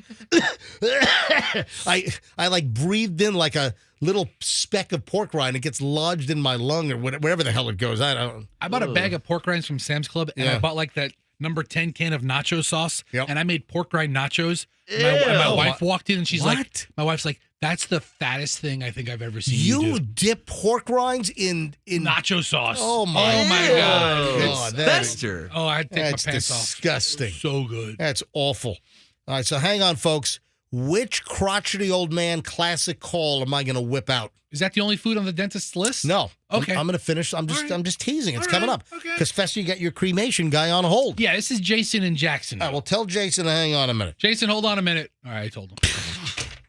All right, so pork rinds. Don't eat pork rinds. Bad for your teeth because the pork rind material, it gets in between your teeth and it leads to decay. And I guess pork rinds are one of the crunchy food snacks that are most likely to get all wedged into the crevices of your teeth. The next one, olives. Olives, which is a pretty healthy item. You know, I hate olives. Olives are horrible. I hate olives. Taste like poison to me. What kind of olives? Black olives? Spanish olives? I love olives. All olives. Oh, they're so gross. I hate the taste of olives, but I can drink olive oil by the gallon. Ooh. So I cook so much with olive oil. I love I will dip bread in olive oil. I love olive oil, but wow, you'll dip bread in olive oil? That's crazy. Wow, listen. You know, the folks at Carrabba's are like, we gotta put a tail on this guy. Breaking news. He's on the good stuff. What can we put in it, though? He might have something there. All right, so olives, or really, he says, any fruit with pits, which can wear down your teeth. Oh, hold on. Who eats olives with pits? Oh, sounds terrible. I mean, I made those pork rind nachos. I put olives on them. Because people will eat the olives, and they'll chew it and then spit the pit out, I guess is what it comes down to. What kind of moron bites on the pit? Listen, don't shoot the messenger. I'm just giving you some of the information here. Yeah. All right. The next one is those gobstoppers or jawbreakers. He said, no, no, no, no, no. And, of course, they're kind of hard like rocks. They can break your teeth. But guess what? It's more than that. It's the fact that the gobstoppers and the jawbreakers, they last forever. So you keep this sugar ball, this hard rock of sugar in your mouth for a long period of time, and it just coats your mouth and your teeth with just sugar, whereas other items, the sugar's kind of in and out, and this is just like a constant, like a droning on of the sugar with this gobstopper. Yeah, it takes like 15 minutes to suck those atomic fireballs, man. So there we go. So those are the major ones. Oh, toffee. He says, toffee. Stay away from the toffee. That those things are terrible for your teeth. Like what? Like Werther's Originals. No, worse than Werther's? Yeah. When was the last time you had like a sugar daddy? Oh, yeah. Do you know how many fillings? You know how many fillings as a kid I ripped out with sugar daddies? 4.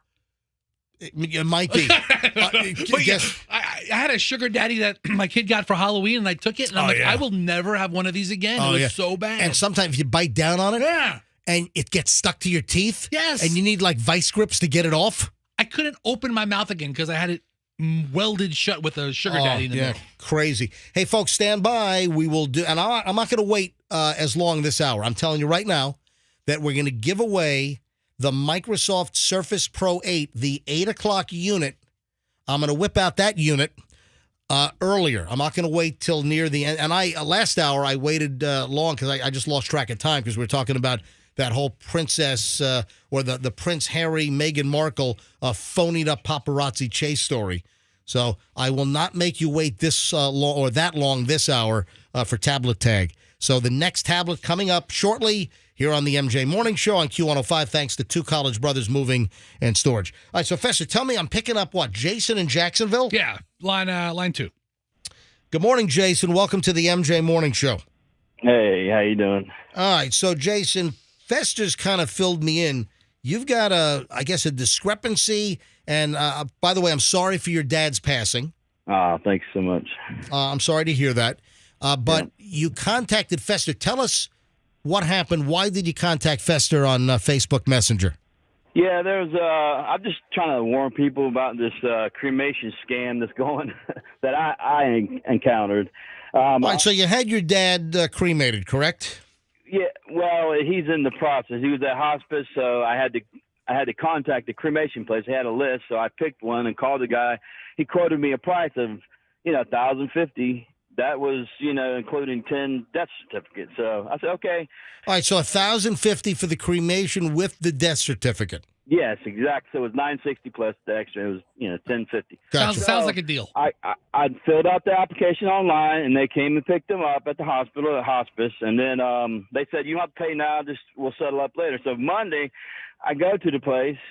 Normally that people pay online, right? So I kind of threw them off guard. I said, I'm old school. I'm going to go to the place and, pay up there. So I get there, and the first thing the lady says is, she says, just to let you know, if the person is 250 pounds or higher, it's an extra $300 charge. Oh, my God. So, Fester, you're $350. What's that going to cost? $500 extra. Oh, my God. That's so, right. wait a minute. So, if the person getting cremated is over 250 pounds, there's a $300 surcharge? Yeah. Well, what it is, the breakdown is 150 for 250 pounds, and they charge you 150 extra for an extra reinforced tray. I was like, are you kidding? What? Yeah, that's what they said. Well, plus it takes extra gas. So, you're in the cooker a little longer, Listen, right? I'm just thinking about Ozark, I've been taking care of my pop for 20 years, so I know he wasn't over about 200 pounds. That's in my mind, right? So I just let the lady kind of tell her whole story and go through the paperwork. She gets to the end, she hands me a bill, $1,350. I said, excuse me, what is this? She says, oh, your dad was over 250 pounds. I said, I stood up and I said, I'm 230, and he was smaller than me. All right, plus, also, didn't you have some paperwork Fester told me that showed him to be like 190 something? Well, I'm gonna get to that. So yeah. I called her out on. I said, no, there's no way in hell that my dad was 250. She comes back with their paperwork. She showed me the paperwork, and it was exactly 250 is what they wrote down. Oh, my God. You're kidding me, right? Just to go over the threshold, right? And as she's walking away, I said, what was the official hospital weight? And she is like a deer in headlights. Let me go check on that, right? So she goes back, and it got real quiet in the back. And then it took her 10 minutes to get back. She's like, "Oh, sir, yeah, you're right. You're right. He wasn't 250. Never told me to wait, right?" Oh boy. So I'm like, I was furious at that point. I signed the rest of it. I gave her the paperwork by saying, "You need to fix this." She comes back. Now it's 1050, right? What it should have been. Right in the beginning. Yeah. So I signed the paperwork. I got the hell out. I just wanted to grab my pop, like weekend at Bernie's, and get the hell out of there. But you know, they got my pop, right? So what am I gonna do, right? Yeah. All right. So you have it settled, and it's $10.50, and there's no $300 janked up surcharge now. Exactly. But Chiara had sent me paperwork online, right, where they crossed it out, the $13.50. So I got proof that they backed off that $13.50. Now it's $10.50, right? All right. So I got like 3 invoices they sent me. I was like, wow, that's All right. So when is Dad being cremated? Well, it's in the process. It takes like 2 or 3 weeks. But anyways, Really? I went to the hospital and I talked to the hospital, and they were shocked. They're like, "Oh my God!" So I asked her to pull up the paperwork, right? Yep. And he was 198 pounds. 198 pounds. Oh, what They a... tried to add 52 pounds in my pop. I was like, "Oh my God!" Did you, you know what you should have done, sir, is cut him open to see if there was weights. In, Yeah, like those- we got weights, dead guys. I thought about like that fishing tournament scam in Ohio. We got weights and dad. Hey, Jason, listen, I'm sorry about your pop. Thanks for sharing the story. I mean, it's kind of like it's like the MJ Morning Show I-Team investigative report here. But listen, better call Bankin. Bankin, yes. Bankin. Better call Bankin. Yeah. Better call Fester. Well, listen, MJ, what Jason's trying to point out also is that that you're in a desperate time. You're in despair. Your father dies, and he's a big guy anyway, and they try to bump him a $300 surcharge. Hey, and it's Jason. all phony baloney. Jason, before I let you go, I do have an old crotchety old man call that has to do with cremation. Can I play it? Yes, go for it, man. Oh, man. All right, buddy. Thanks, Jason. Yep. All right. Have a good one. Like, if he said no, you wouldn't have. Yeah. Oh, Jason said no. Oh, sorry, guys. So when Fester told me he's got a listener with a cremation problem and a janked up scam on the way to the body. I didn't know you said yes to this, getting him on because you had a crotchety call. Yes, I do. Funeral home. Oh, thank God you've answered. My name is Milton Fludgecow, and I would like to get information on cremation. Can you hold on just a moment? Yes, I can. Hello, this is. May I help you? Yes, my name is Milton Fludgecow. I'm calling. Okay, how can I help you? I'm elderly and hard of hearing, so please forgive me. No, you're doing fine. I want to be cremated. How do I get that done? Okay, I need for you to come in and we can do the paperwork for you. What is the procedure? To handle it in advance? No, to get cremated. Right. I'm terrified of toaster ovens. This isn't done in a toaster oven. What is so funny? I'm 87 years old, and I'm scared of toaster ovens because 8 years ago, mine overheated. After it started talking to me, it burnt down my entire house, and I had a settlement with Sears for $38. Oh, sorry. Well, what I need to do is have you make an appointment. What? We need for you to make an appointment. I'm very depressed now. Marv Albert is in trouble, and I've been very depressed since I've heard that, and I've been having sleepless nights. When would you like to come to the funeral home and make pre-arrangements? I would like to come in immediately. Okay, why don't you plan on doing that? Is Dr. Kevorkian affiliated with your operation? No, it's not. Because I heard a rumor that he might be a partner. No, that's not correct. I wear a toupee. What is the procedure to get that cremated? Just place it with you. So it comes inside the toaster with me? That's correct. What time do you close today? 5 o'clock. I'm coming over now. Okay. Can we arrange this today? Yes. What should I bring? We'll just be asking questions, and if you want to pay for it, you can pay for it in advance. How much? $620.44.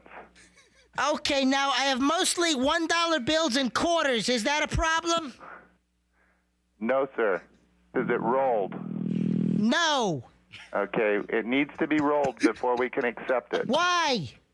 Because it's too hard for us to count out over $600 and change. It's quarters and some pennies. It would need to be rolled, sir. Do you hear that? Yes, sir. That's my Tamagotchi. Oh. Okay, I'm coming today. I want to get cremated this afternoon. Okay, we can cremate after you pass away, sir. No, I don't want to wait till I pass away. I'm coming down to get cremated now. No, sir. We can't do that in advance. I saw it in the yellow pages, cremation. That's correct. So what's the problem? You need to die first, sir. Okay, I can take care of that right now. Okay, I'm dead. Oh, wow. man. Some of those references, man. Boy, those are real time machines, huh? There are some old references. Dr. Kevorkian. I don't. Tamagotchi. Remember that little keychain, little toy thing? Marv Albert didn't was you have in to trouble? didn't you have to keep the chick or the egg alive? Yeah. Right? Wasn't I that forgot about those. With that stupid deal. Oh my. Anyway, my Tamagotchi. I don't think I've heard that crotchety call I haven't since heard that in a while. since like the late '90s. That's been a long time on that one. All right, 826, a little crotchety old man throwback with the cremation deal. All right, 826 at the MJ Morning Show. We have the tablet to give away in just a very short amount of time. Also, should we call Roxanne? Of course. Well, no. Now is the time of the performance. No, see, she said she'd be here maybe 8:45 to 9 o'clock. She would have to be. Yeah, the performance was at 7 something. She would have Was to. it? Okay. Let me see if she's coming in. And Why are you keeping up with this? Give her a day off. well, I did, but then she got angry that I was like, she thought I was giving her tood. I don't know that you're helping. All right. I mean, What do you think you're All right, doing? all right, fine. If she shows up, she shows up.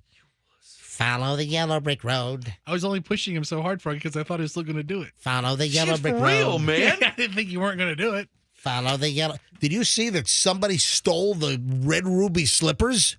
No. Yes. Where are they? Are they like in like a Ripley's Believe It or Not museum or something? They were like at a museum in Grand Rapids, Michigan, or so. Yeah. A guy's been charged with allegedly snatching a pair of the red ruby slippers worn by Judy Garland in 1939's The Wizard of Oz. Oh, that's not good. Those are probably the most famous shoes. A bizarre crime nearly 2 decades in the making, according to federal authorities yesterday. What the? Terry Martin, 76 years old, allegedly stole the glittery shoes currently valued at $3.5 million. Oh, wow. Whoa. Stole them from a museum in Garland's hometown of Grand Rapids, Minnesota in August. I thought it was Grand Rapids, Michigan. It says Grand Rapids, Minnesota. He stole them in August of 2005, according to federal prosecutors in North Dakota. He was indicted by a grand jury and charged with 1 count of theft of a major artwork earlier this week. He's accused of climbing through a window of the building and smashing a small display case and then running out with the shoes. They were recovered during a 2018 FBI sting. But what we don't know is, wait a minute, the shoes were ripped off from some Judy Garland museum in Minnesota in August of 2005. That had to be their crowning piece to this podunk roadside attraction museum. Nope, those were the Edward Scissorhands scissors. Okay, it's a Judy Garland museum. Okay, all right. So maybe Why would those be This isn't there? a Planet Hollywood. Well- Come on, man. Well, because you realize Edward Scissorhands is a remake, because after Wizard of Oz, it was Dorothy Scissorhands first. Yes. All right. All right, so That's true, actually. It really is. It's not. All right, so yeah, I would have to say that the red ruby slippers were probably the crowning item at the Judy Garland Museum, and they got ripped off in August of 2005. There was an FBI sting in 2018, so the FBI recovered the shoes 13 years later, 2018. But why did it take so long for them to indict the thief who stole the slippers? I mean, I guess the FBI has more pressing issues than this. When the owner of the prop, Hollywood memorabilia collector Michael Shaw, who had loaned them to the museum, got the slippers back, he was pleased to find them in pristine condition according to CBS back in September of 2018. So why is it this guy was just indicted? On Wednesday, yesterday, prosecutors said that when the slippers were stolen, they were insured for $1 million, and now they have a market value of roughly $3.5 million. So if the dude that owned the slippers, I'm sure he was paid the $1 million for the theft. Insurance and covered it. now he's getting the slippers back. Can the insurance company claw back the $1 million? I mean, maybe after he sells it for $3.7 million. How much is it worth? 3.5. Wow. No, he's not going to sell it. He's a collector. I mean, yeah, I guess you give the money back. Wow. Or you forfeit the shoes. What are you going to do with those? It's so dumb. Man, that's just crazy. But what we don't know is why it took so damn long for the slippers to be, well, they found it after 15 years, but why did it take so long for the guy to be indicted? Why did it take, it's 2023 and their slippers were recovered. Why did it take so long? Well, my little pretty, I can cause accidents too. Aren't you forgetting the ruby slippers? The slippers. Yes, the slippers. This corset the director's making me wear is tight. Wow. They're gone. They're gone. The ruby slippers. They are gone. I'm done with them. Give them back to me or I'll... It's too late. There they are, and there they'll stay. They're gone. Terry Martin stole them. Give me back my slippers. I'm the only one that knows how to use them. They're no use to you. Give them back to me. Give them back to me. Yes, you thief, Terry Martin. Give them back to me because... I'll get you, my pretty, and your little dog, too. So they have a lot of artifacts from the movie. They have some of her dresses from the movie. They have a carriage that she rode in. They've got a hot pair of Judy Garland's panties in there, too. Yeah. Oh. They have a whole... They're bloomers. Cigarette stains. In the medicine cabinets are all her bottles of barbiturates. Oh, thanks for bringing... Andrew just said in my... Go ahead, turn your mic on. Now you're making me feel... I'm talking about Dorothy's panties, and Andrew just said in my ear... Remember, she was underage when she made this movie. Oh, God. Yeah. Oh, man, and she was not treated well. Well, I feel all... According to the rumors. I feel all terrible now. All right. Hey, Fester, what, your kids are all excited about Minion Land? You know, they were really excited about this. Yeah, absolutely. I'm not going to take them to it, but yeah, they're excited. All right, hold on. All right. Dad of the year here, folks. Ladies and gentlemen, Father of the year. You know what? Let's give away the tablet right now. I said I would do it earlier. I'm not going to make you wait for the whole hour. So let's give away the tablet right now. It's 8:33. So at 8:33, let's take caller 105. Yep. So caller 105 right now. If you're caller 105 and you know the winner of last hour's tablet, you're going to win this one. A Microsoft Surface Pro 8 tablet, Intel inside. It's a full Windows 11 computer tablet.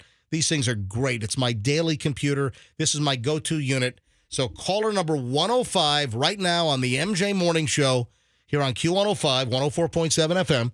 Caller 105, 800-990-1047. 800-990-1047. If you're caller 105, you've got this hour's tablet.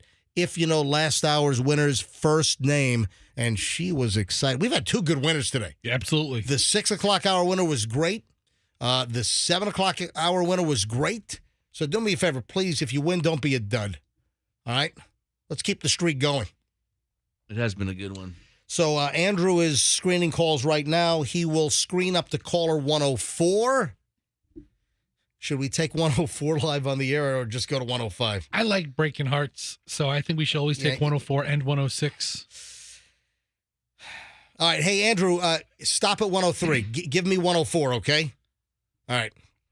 So tell me about the Father of the Year activity here. So your kids are all excited. They heard that Universal Orlando's opening up Minion Land from Despicable Me, and you just said, yeah, I'm not going to take them, though. We've been to Universal a couple of times, and it's a lot of fun. It's a great day. And they have an amazing Simpsons Land already. And we've enjoyed that. And now they have the Minions Land. Hold on. Did it already open? No. Here's the press release. Universal Orlando has shared more details about the new Minions-inspired land under construction. Okay. Minion Land is set to open this summer. Oh, so it's like they've been building it for a while. Yeah, it's been under construction. For a while. It's just going to open this summer. So the kids, I told them the headline. I go, hey, they're building a Minions land in Universal. And they're like jumping up and down. Oh, can we go? Can we go? Can we go? And you're like, no? I'm like, no, it's, summer's going to be hot. What are you? Come on. You got to take your kids to Minion Land. Yeah, maybe. Who knows? What's wrong with you? I haven't taken the kids to Peppa Pig Land. Where's that? In Legoland yet. And I wanted to do that. Oh, that's right. There's Peppa Pig Land. Yeah. That's not cool. I mean, you'll take them to Buc-ee's.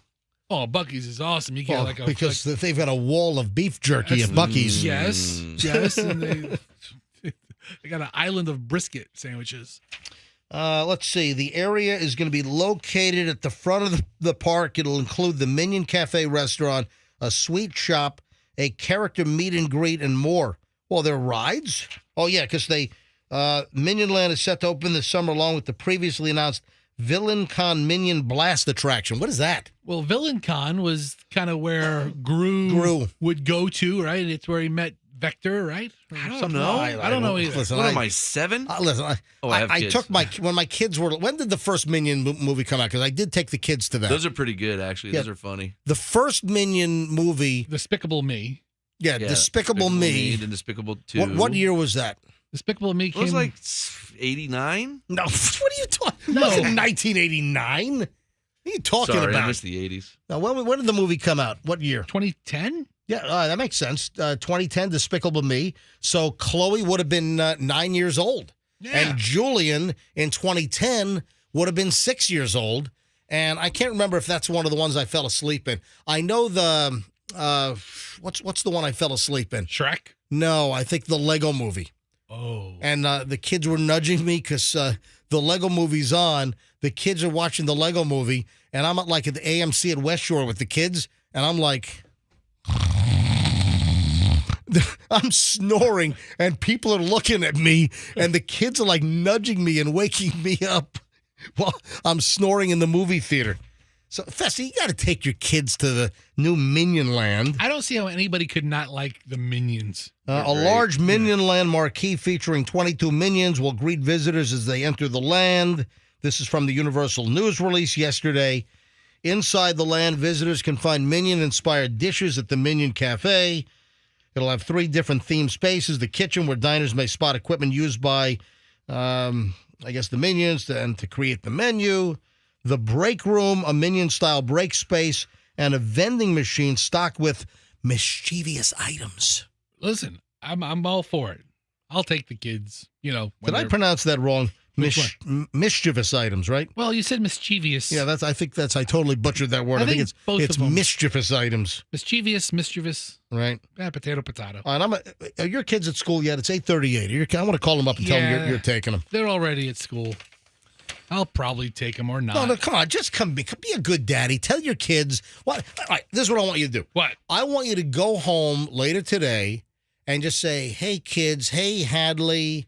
Hey, Hudson. That's it. Yep. And I want you to say, we talked about Minion Land opening up this summer on the show this morning, and MJ committed. And because of Uncle MJ, yes, I will take you guys to Minion Land. You know what? Yeah. How about wait till your kids go back to school and Uncle MJ and Aunt Michelle takes the kids? Yeah. How about that? And then we can get. Oh wait, you can take my kids too. Yeah, you can take all 4 of our kids. We'll call Roxanne. Why doesn't Uncle MJ and Aunt Michelle take all 6 of the morning show kids out? Take Roxanne's too, Froggy's too, mine too. And you guys can go to some tap house and get all loaded up. Yeah. Look good at the meat market. Hi, good morning, MJ Morning Show. Hey, good morning. Hey, what's your first name? My first name is Mike. Yeah, Mike, I am so sorry to do this to you. Mike, you're caller 104. No way. Yeah, Mike, I'm sorry. Fester made me take the call. Fester, stop. Fester, stop. What is wrong with you? You're number 104. Stop, Fester, shut up. All right, Mike, you're 1 away. But you didn't get it. You're not caller 105. It's the next call. But, Mike, we're giving away another one next hour, then 4 tomorrow, and then all next week. Okay, Mike? All right. Mike, so close yet so far, Mike. That's All it. right, good buddy. stuff. Festus, stop laughing. That's the good stuff right there. All right, here we go. Good morning, MJ Morning Show. Who's this? Hey, it's Wilfredo Gonzalez. Wilfredo Gonzalez. Dude, you are caller 105. Yes. Wilfredo, all I need to know is who won the tablet last hour. Last hour will be Melissa. Yes! You got it! Wilfredo, you won! Thank you so much. Wilfredo, you got the 8 o'clock hour tablet. Wilfredo, where are you calling from? Tampa, Florida. Fantastic. Wilfredo, how long you been listening to the MJ Morning Show? For the past 6 years since I've been here. I moved from up north here 6 years ago. All right. Well, we've been back for 3, so you've been listening since Wilfredo, the history of the show, we were on from 94 to 2012, and then we came back in 2020. So you've been listening since we've been back, right? Yes. All right. Wilfredo, congratulations. You're caller 105. You knew that Melissa won. So here's the deal, folks.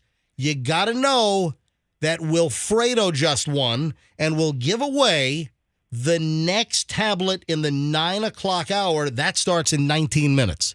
So next hour, be the right number caller and know that Wilfredo was this hour's winner.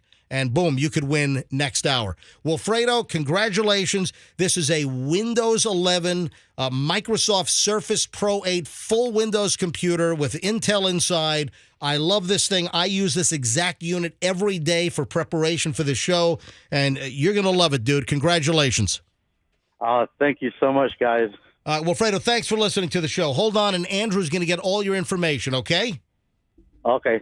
Congratulations. All right, Andrew, he is on 5. All right, he's already picked up. Look at that. What a name. Another, Wilfredo? Well, Yeah, I don't that's know a that. cool- I haven't heard of too many Wilfredos. Oh, I know Alfredo. You know what? I can't remember, but I do know another Wilfredo. Why do I know the name Wilfredo? Will Ferrell? No, it's not Will. No, I literally know another Wilfredo. Cool name. Yeah, from somewhere. All right, so guys, you think Roxanne's going to be popping in? You're really spending a lot of energy on this. Well, because she's peeved at me. She's angry because she misinterpreted completely our interaction yesterday. Well, maybe you should settle it and call her. I mean, give her. I mean, you obviously want to call her. All right, I mean, listen, obviously. I want to know if she's coming in. She's angry at me. She wrote me kind of a snarky email last night, all because I told her, hey, listen, just take the day off. Because she had a school thing with her 6-year-old daughter today, and it was like at 7:30 or 7:45. And I said, well, how late are you going to be if you come in? Oh, 8:45, 9 o'clock. And then I said, listen, just take the day off. Show up, for the last, just take it off. And hold on, let me see if I can get Roxanne on the phone. But she's angry at me, and she completely misread what I said yesterday. So, I don't want to have her angry at me.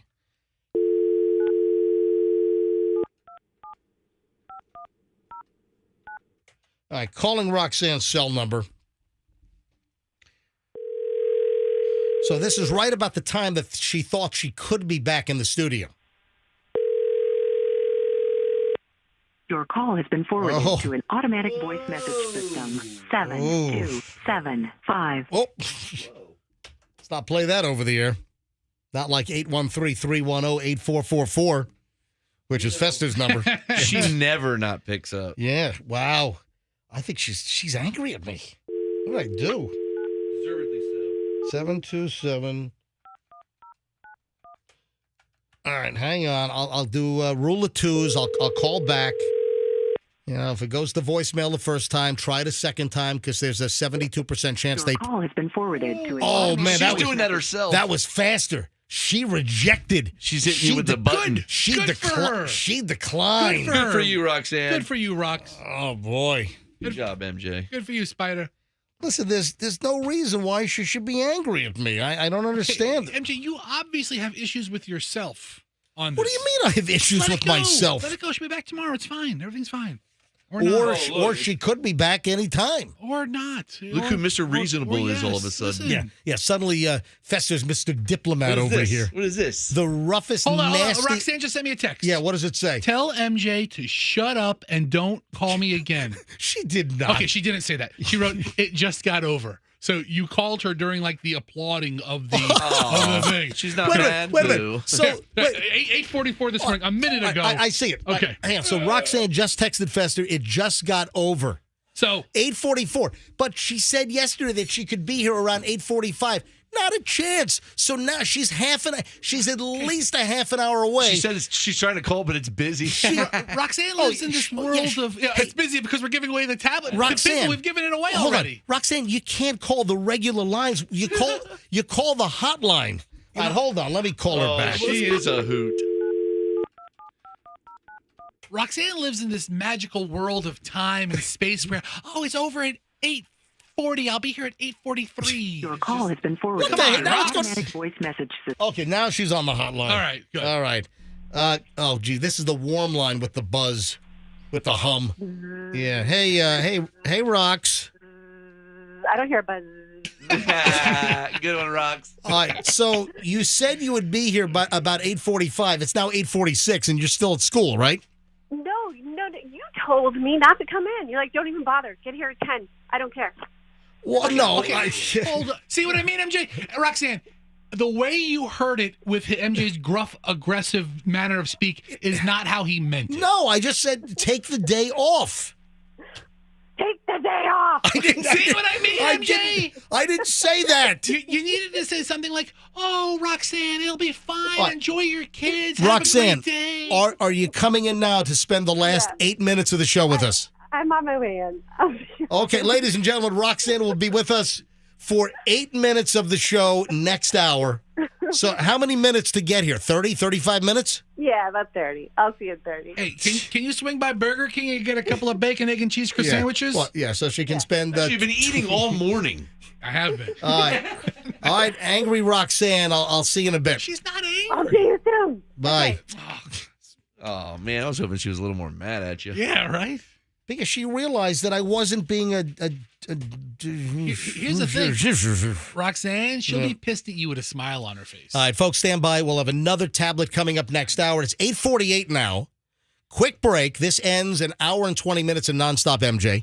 We will give away the next tablet in the 9 o'clock hour, and you just got to know the excited dude that just won. Know his name, be the right number caller next hour, and boom, you could be the next winner on Tablet Tag here on the MJ Morning Show on Q105. When it comes to your next Mercedes-Benz,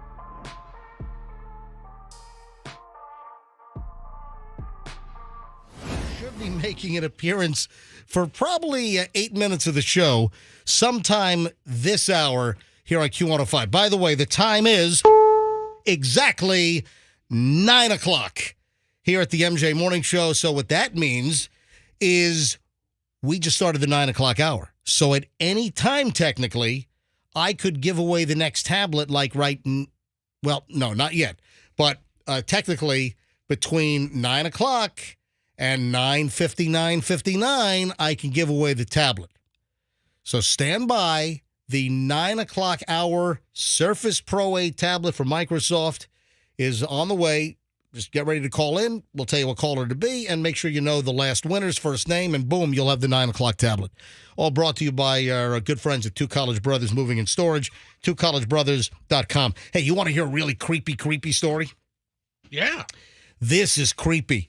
A stalker has been convicted of stalking an OnlyFans model after being caught hiding in her attic. Oh, I hate those stories. Oh, man, this is like something out of some creepy crawly movie.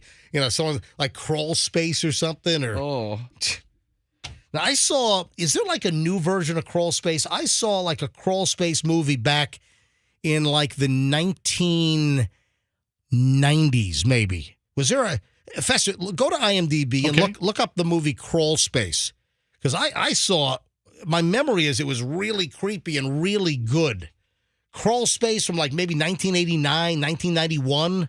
See, no, there's a Crawl Space from 2022. No. Okay. There's another Crawl Space. 1987. So it's a little earlier. Yep. Crawl Space, 1987. Here's Wikipedia. Crawl Space is a 1986 film. American horror thriller starring Klaus Kinski. Oh, I love him. He is good. As Carl Gunther, the crazed son of a Nazi doctor obsessed with trapping young women. And, oof, that's not... All right, so I have no idea who Klaus Kinski is. Yeah, Crawl Space. Yeah, Dude, he's really good. Yeah, I saw this movie. I thought it was like late... I must have seen it like in the late 80s or early 90s. But, man, that's a good movie. Listen to this. A Pennsylvania guy. This guy's getting off to an early start. 19 years old, Mauricio Guerrero has been convicted. Pennsylvania dude found guilty of several charges that he broke into an OnlyFans model's home and hid in her attic. You know, Roxanne talked about this the other day, how there's this taking down of the barrier on social media where you feel like you know these people in a way that you can approach them, and you really can't. Like, you know, the same way her kids want to write letters to their people they follow on YouTube and stuff, he thinks he's friends with somebody on OnlyFans. Listen to this. This wacko who's been convicted, this 19-year-old Mauricio Guerrero, he told the jury that the woman, quote, wanted to be stalked. Are you kidding me? Man, I'm glad that this OnlyFans model's okay. Yeah, he was convicted of 2 of the 4 counts of burglary, along with criminal trespass and invasion of privacy. He became obsessed with this social media starlet that he met online, began tracking her every move, reportedly made copies of her keys to gain access to her home in Somersworth, New Hampshire. How would he get access to the keys? The OnlyFans... Well, hang on. I got to figure that out. That's crazy. So the creep, this disgusting 19-year-old dude, hid in the 24-year-old woman's attic at least 4 times and waited for her to fall asleep so he could then go downstairs and terrifyingly film her. Ooh. Including her private areas, according to the New York Post story. Oh, man. Investigators discovered several disturbing clips on his cell phone. Yeah, it's always good for authorities when you get the photographic evidence right there on your cell phone. He took video of the woman, who was identified only as the initials NR, November Romeo, in court documents, took the images as she slept naked. My God, this guy's just a total sicko creep. Was it like a famous OnlyFans model? I guess it's like only a few of them. Yeah, famous to him, you know. We only know her as NR, which I'm guessing that maybe that's her real name and that she probably uses a stage name or something on OnlyFans. So, wow. Yeah.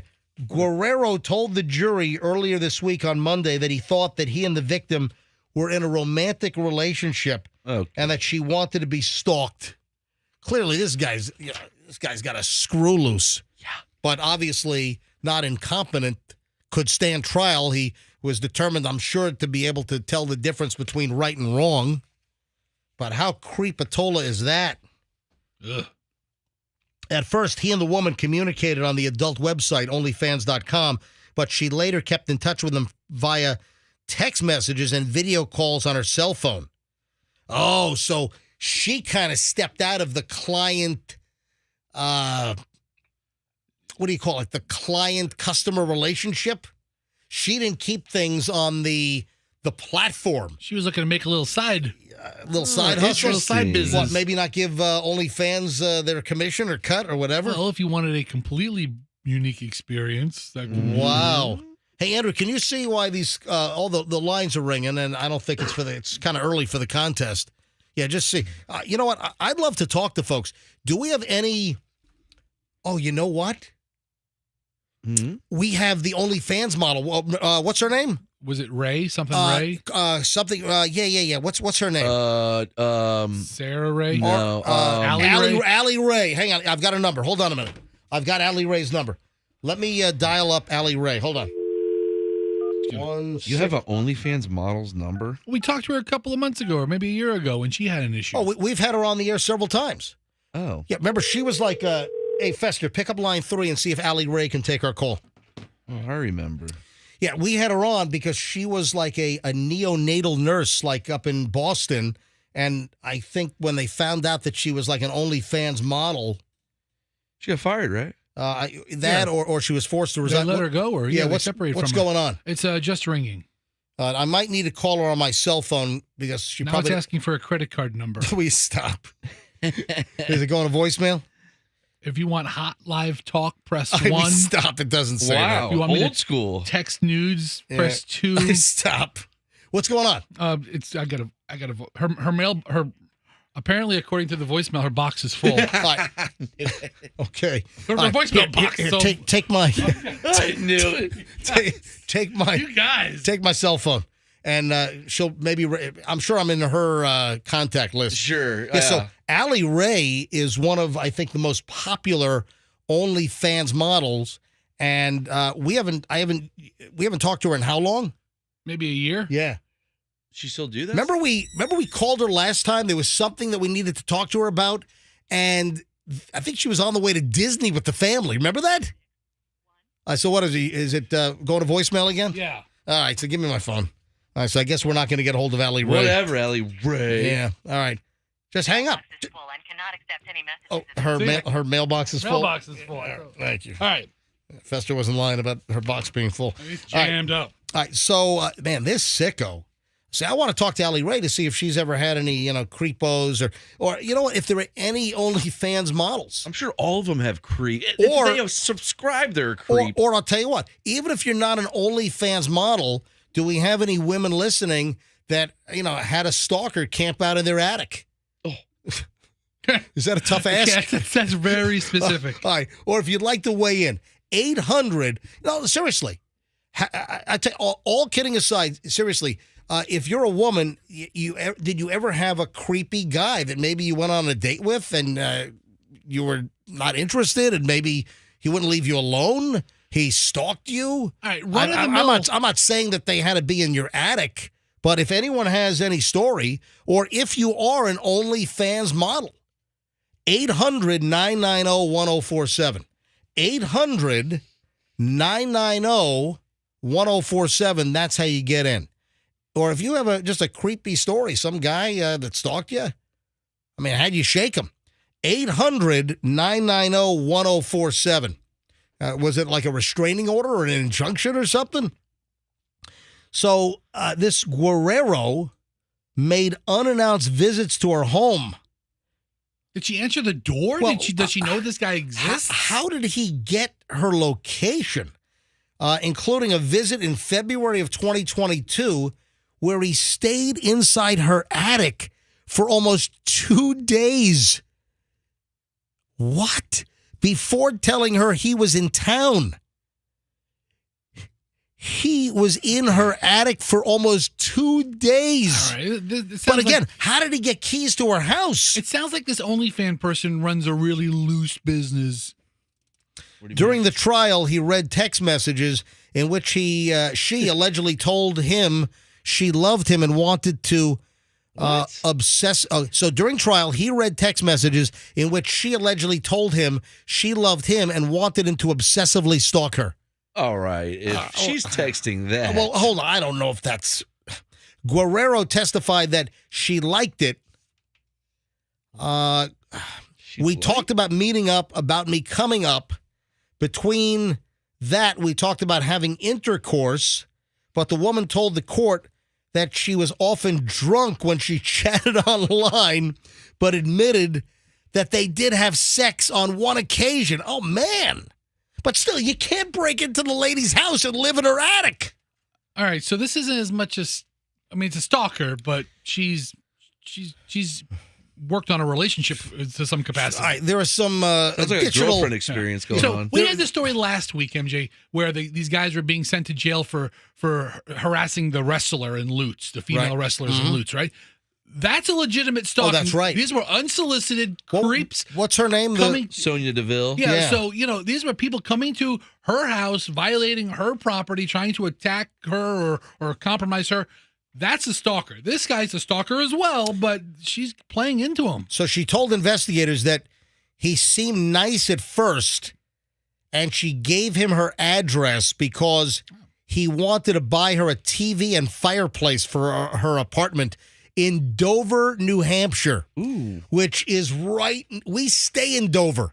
When we go, and for her, I think she lives in Bend, Dover, but when we go visit Chloe when she was at UNH, we stay in Dover. Holy crap, I've probably driven by this lady's place. You probably passed this Guerrero guy in the supermarket. I doubt that, but wow. And maybe once inside, did he take the keys, make an imprint?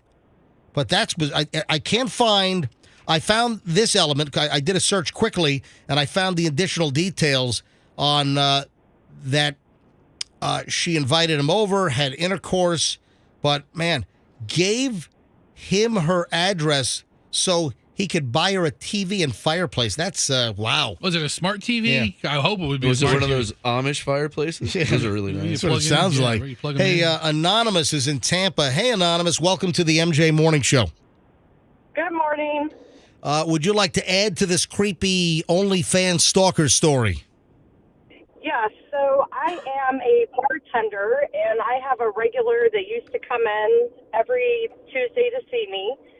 And he was from a different part of Florida, married with kids, and he looked me up on Facebook, got my first and last name, and then he looked me up on the county website and got my home address and sent me a Valentine's Day card to my house. Oh, wow. So then when he came in later that week, and I told him, that was the creepiest thing that anybody's ever done. Yeah. Don't never do that again. And I got one again this year.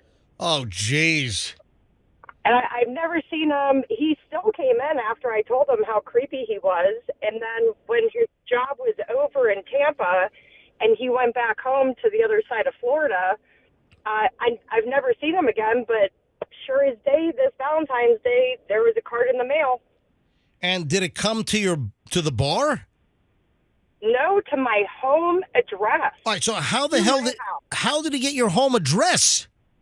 Because he got my name off of Facebook, my first and last name. If you own a home, it's public. Yep.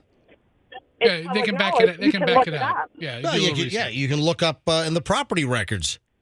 Yes, that's what he did. He went under the property records and found my home address.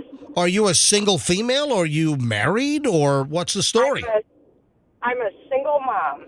Gotcha. Wow. And I live down a dirt road. Oh, jeez. That's like I got a lot of cameras. Yeah, I hope so. Now. All right. And do you still work at the same bar? I do. I do. Is it just a bar or is it a restaurant bar? It's a restaurant bar in Gotcha. Tampa. Have I ever been there? How would you know? I don't know. It's on the water. No, listen, people recognize me. I've been around for a long time. I don't know if you've ever seen me. All right, anyway, Anonymous, thank you. I'm sorry you had to go through that. So you just got another Valentine's Day card to your home this past Valentine's Day. Yes, sir. Does he have your phone number? Does he have your cell number? No. Oh, well, that's good. Well, are you going to do anything? Are you going to send are you going to send him a note back to say stop? There is no return address. Oh, there's no return address. What did the card say? Happy Valentine's Day. I can't remember what it said, but nonetheless, it's creepy to get a card from somebody at your house. I'm like, ew, how do you... And then if you tell somebody how creepy they are and they do it again, that boggles my mind. Oh, yeah, no. that's kind of sociopathic is what it is. No, you tell me I'm a creep. That's foreplay. Hey, thanks a lot. I appreciate you checking in, Anonymous, and please stay safe. Right. And thanks. Thank you. What'd you say? Say it again. I said you guys are awesome. I'm sorry, your phone broke up. Can you say it again, please? You guys are awesome. It's a little too low. Can you say it a little louder? You guys are awesome. Okay, I got it that time. All right. Thanks for the call. Sure. Have a great one. Oh, man. Hey, speaking of wacky stories, that is a guy stalking a woman and living in her attic. But, you've got some bad females out there as well. Do you have that news report that I had you bring up from Miami? Yeah, I could probably pull it back up, but I get it. Yeah, bring that up. Why do you close windows? Why just leave the windows open? Festa closes windows all the time. Just leave. You can have multiple windows. All right, we get it. All right, so here's the deal. In South Florida, they're looking for a woman who's actually very attractive. She's dressed very sexily, and apparently picked up a dude. Went back to his place, and guess what? It's the old rip off all the expensive watches and jewelry scam, whamma lamma ding dong. So when you say a lot, how much is a lot of expensive watches? $600,000. Is that enough for you? That's a lot. That's a lot. That's why I'm not exaggerating. That's a lot. Was it like one really super nuts-ass fancy watch? No, from Local 10 WPLG in Miami, Miami cops are looking for a woman. We got to put this video up so people can see. Did you get it up, Andrew? All right, it's up. So you got to see this woman because she's pretty attractive. And listen, she clearly dressed to get guys' attention and find her mark and then rip them off. And this is something that happens a lot. I mean, this happens. We've had multiple stories out of Miami. We've had multiple stories out of New York, Los Angeles. Miami police are looking for a woman they suspect of drugging and robbing a man at his downtown apartment in Miami after meeting during a night out. Cops had a presser on this yesterday. Police said the woman took a Rolex Daytona Rainbow watch with diamonds, a Sky Dweller Rolex, a gold chain, Franco gold bracelets, Cartier sunglasses, a rose gold diamond ring. According to the Miami PD, on the afternoon of May 8th, officers were called to this address after the man reportedly being robbed of more than $600,000 in jewelry. The man told police that he came home with the woman at around 5:30 a.m. after meeting her at the Dirty Rabbit Bar. Yeah, she's a Dirty Rabbit, right? And bar names are so interesting. Silly Rabbit. Tricks are for kids. The two shared a single drink, and he fell asleep. Uh-oh. Guess what? She roofied him up. She clearly drugged the drink, made him go to sleep, So then, once in his apartment, was able to just rummage through and stole his expensive watches. He woke up around noon, found his safe open, jewelry missing, woman gone. The cops have released surveillance video of the woman entering and exiting the building. Officer Michael Vega from the Miami Police Department says these are super, super clear images of her. We know that someone is going to see her, and we know that they were also a victim. Yeah, the police pointed out that the video shows the woman being crafty and making sure she didn't leave any evidence behind. She has 2 solo cups in her hand. 2 solo cups. So I don't leave fingerprints in the apartment where I just ripped off $600,000 in jewelry and Rolex watches. That's a lot of verses, Toby. Yeah, it doesn't quite fit, does it? Not so much. Red solo cup. I fill you up, right? Yeah, well, let's have a burn. Yeah, she filled up her red solo cup with watches. She didn't want to leave any DNA behind, didn't want to leave any fingerprints. She didn't want to leave any liquid behind that she obviously drugged to make the guy go to sleep. Is this the audio from Channel 10 in Miami? Yes. Roll a little bit here because you got to see this woman. Hey, Froggy, bring your microphone around. You got to unmute it. Let's go, microphone. You got to unmute it right there. Go ahead. Critical clue after a man was drugged and robbed after a night out. Right. We're now seeing video of the woman police are looking for, and Local 10 News reporter Rosh Lowe is live. I mean, look at her top. That's very revealing. She has a total. She's got a big chest. She's thin. She's got a big chest, and she clearly is wearing the most open on display top. Thank you. Possible to attract the guy to then drug and rip off. With all the expensive jewelry she allegedly got away with. Rosh. Oh, is this the guy with all the funny puns? Remember this guy in Miami? Yeah, this guy's been... This case is unique, and let me tell you why in this sense. This woman, say cops, got away with $600,000. That's right, $600,000 worth of Rolexes and jewelry. We've seen these cases before, but cops say they have very clear images of this woman, and they really want to catch her. Oh, yeah. It's 5:30. Oh, look at her. They've got video of her in the elevator. They got 5:30 a.m. elevator video of her going, home with this guy. He's like, this is good. A.m. and into the elevator we go. This guy, who's been blurred out, has brought this woman home. Yeah. Take a look at her. Yeah. So she's got a little short mini skirt on. She's got this tight, extremely. If her top was any smaller and more low cut, her boobs would have been completely out. Yeah, it's a little He much. met at a bar, according to police. Of course. In the Dirty Rabbit. Yeah, the Dirty Rabbit, man. In Wynwood. And then cops say... Oh, look. I mean, look at... we see it, MJ. How many times are you going to This pause it woman right on? did him dirty to the tune of $600,000. Look at that. I mean, she's like wearing a... Listen, those are like 34 triple Ds. She's a good-looking I lady. wonder if he was wearing a Rolex, and that's why she marked him. That's what you do. These women, a lot of times they're part of a gang, a ring of thieves, and they're working with other people, and they hunt guys. They know how to look for a guy wearing an expensive watch. They kind of look at their shoes. It's better than ending up in a hostel. Yeah, starting up a conversation. Yeah. But I mean, the guy just totally fell for this like thirst trap, this total bait here, dude. To then get him to take her back to his place where she ripped off 600. That's a haul, $600,000 in watches and jewelry. Boy, she wouldn't know what to do with you, MJ. A fancy watch and New Balances. She's like, oh crap!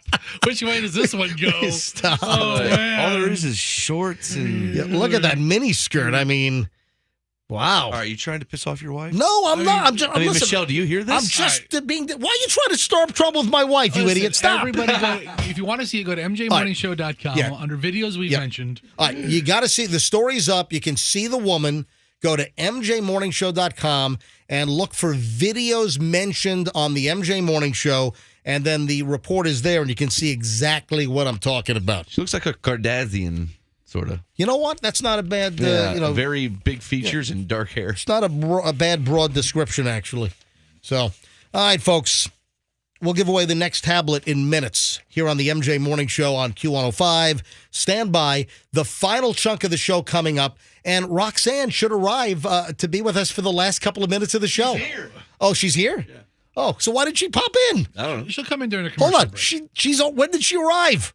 She just she texted us and told us. Oh, great. All right, so she didn't come in. All right, so Roxanne will make an appearance next on the MJ Morning Show here on Q105. Stand by. Hey.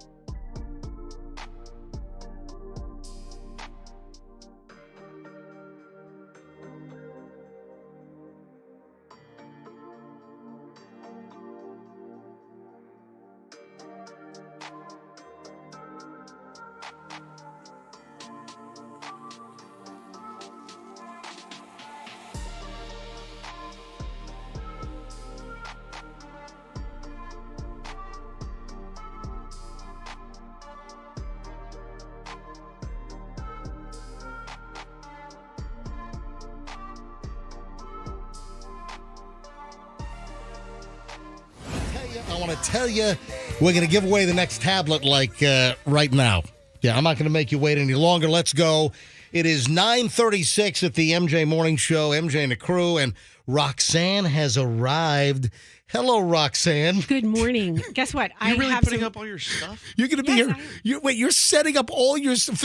You put up your light for the last 10 minutes of the show? It literally takes 2 seconds to put up. This is a Savannah Guthrie studio that goes up in 10 seconds flat. Savannah Guthrie. So why don't you go to IKEA and measure this and buy a blackout shade? I always wondered. We'll just pull down the blackout shade. Instead, she has like cardboard on top of cardboard. It looks like a ramshackled homeless person house. It does look very ramshackle. Roxanne puts up. Yeah, why do you do that? I always wondered. Roxanne puts up these black pieces of cardboard to block the natural light coming in. Yes. So she can just have the fluorescent selfie face video light in front of her. Yes. When you are lit for a production, you need to have the light coming toward your face, not from the side, from a harsh light coming in from the angle, not from behind you, not fluorescent lighting from up above. Well, I'm with you, but why don't you get like a blackout shade so instead of every day of assembling this patchwork of cardboard, it's what it is, right? Because it's just like if you're on a movie set, you don't see what's behind what the camera gets. It doesn't matter. But this is not a movie set. This place is a dump. Yeah. And so this little setup fits right in. Can we dump behind the movie set? Can we talk about the thing this morning that you couldn't talk about? No, we can't. Why? Oh, no, because it might be like that for 2 weeks. Shut up. I swear. This is insane. What is it? We can't tell you. Well, you have to tell me. I'll tell you off the air. I can't tell you on the air. All right. This morning, we found out something that I can't talk about. Okay, but I will find out in 10 minutes find or so. out, yeah, as soon as the show's over. There is something going on here at the complex that is SAF. Strange as? Scary as. Oh, strange as, scary as. Yeah, I mean, there is something going on. And we can't talk about it because it would be a HIPAA violation? No, a security risk. So this morning, about 5:50, I'm walking in the building with Meredith, and she had her hands loaded, so I was helping her navigate into the building. I know what you're gonna say. No. Don't say it. Okay. And then we get into the building, and then there's Fester, you're like talking to. I'm like just. All right. Okay, Fester basically just said it. There's a security issue. Damn it. What are y'all doing? That's what you just said. You said that. You said that, MJ. Then I gave another hint. I didn't say. I just said there. Like I said it as a question mark. What is it? I can't figure it out. This is ridiculous. What? Yeah. Andrew's like mouthing and yelling. What? Yeah. The contest. Oh, the contest. How does this take 2 weeks to resolve? I'm sorry. Let me do the contest. Good job, Andrew. So we've got an issue here. We've got a problem. Boy, if we would have forgot that tablet, Andrew, that'd have been hell to pay. No, I'm not going to forget the tablet. All right, let's go. Let's give away the tablet right now. Let's go with caller number. Let's do Sammy Hagar. $1,000. The hell is that? I'm sorry. I clicked the video of the person in the elevator. Keep your hands off the computer. I'm going to close the video. I'm sorry. So, Sammy, let's do Sammy Hagar. That's caller number Sammy Hagar. 800-990-1047. Did you just turn 70? No. Caller number 2, the second best singer in that band? No. Behind David Lee Roth? Andrew, what do you think it is? I can't drive. 55! Andrew. Yeah, wow. exactly. Let's go with. You guys are on the same wavelength. Caller 55. Let's go. 800-990-1047. If you're caller 55.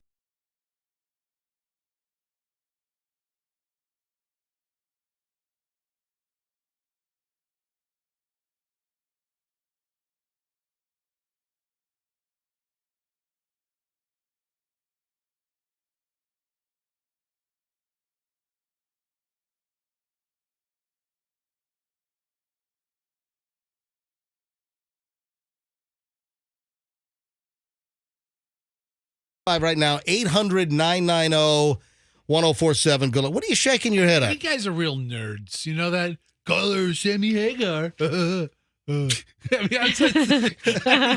Codes. Yeah. It's like you're a pilot. About let's never mind. Hey guys, guess what? What? I have some great news. I found a Keurig cup that I like.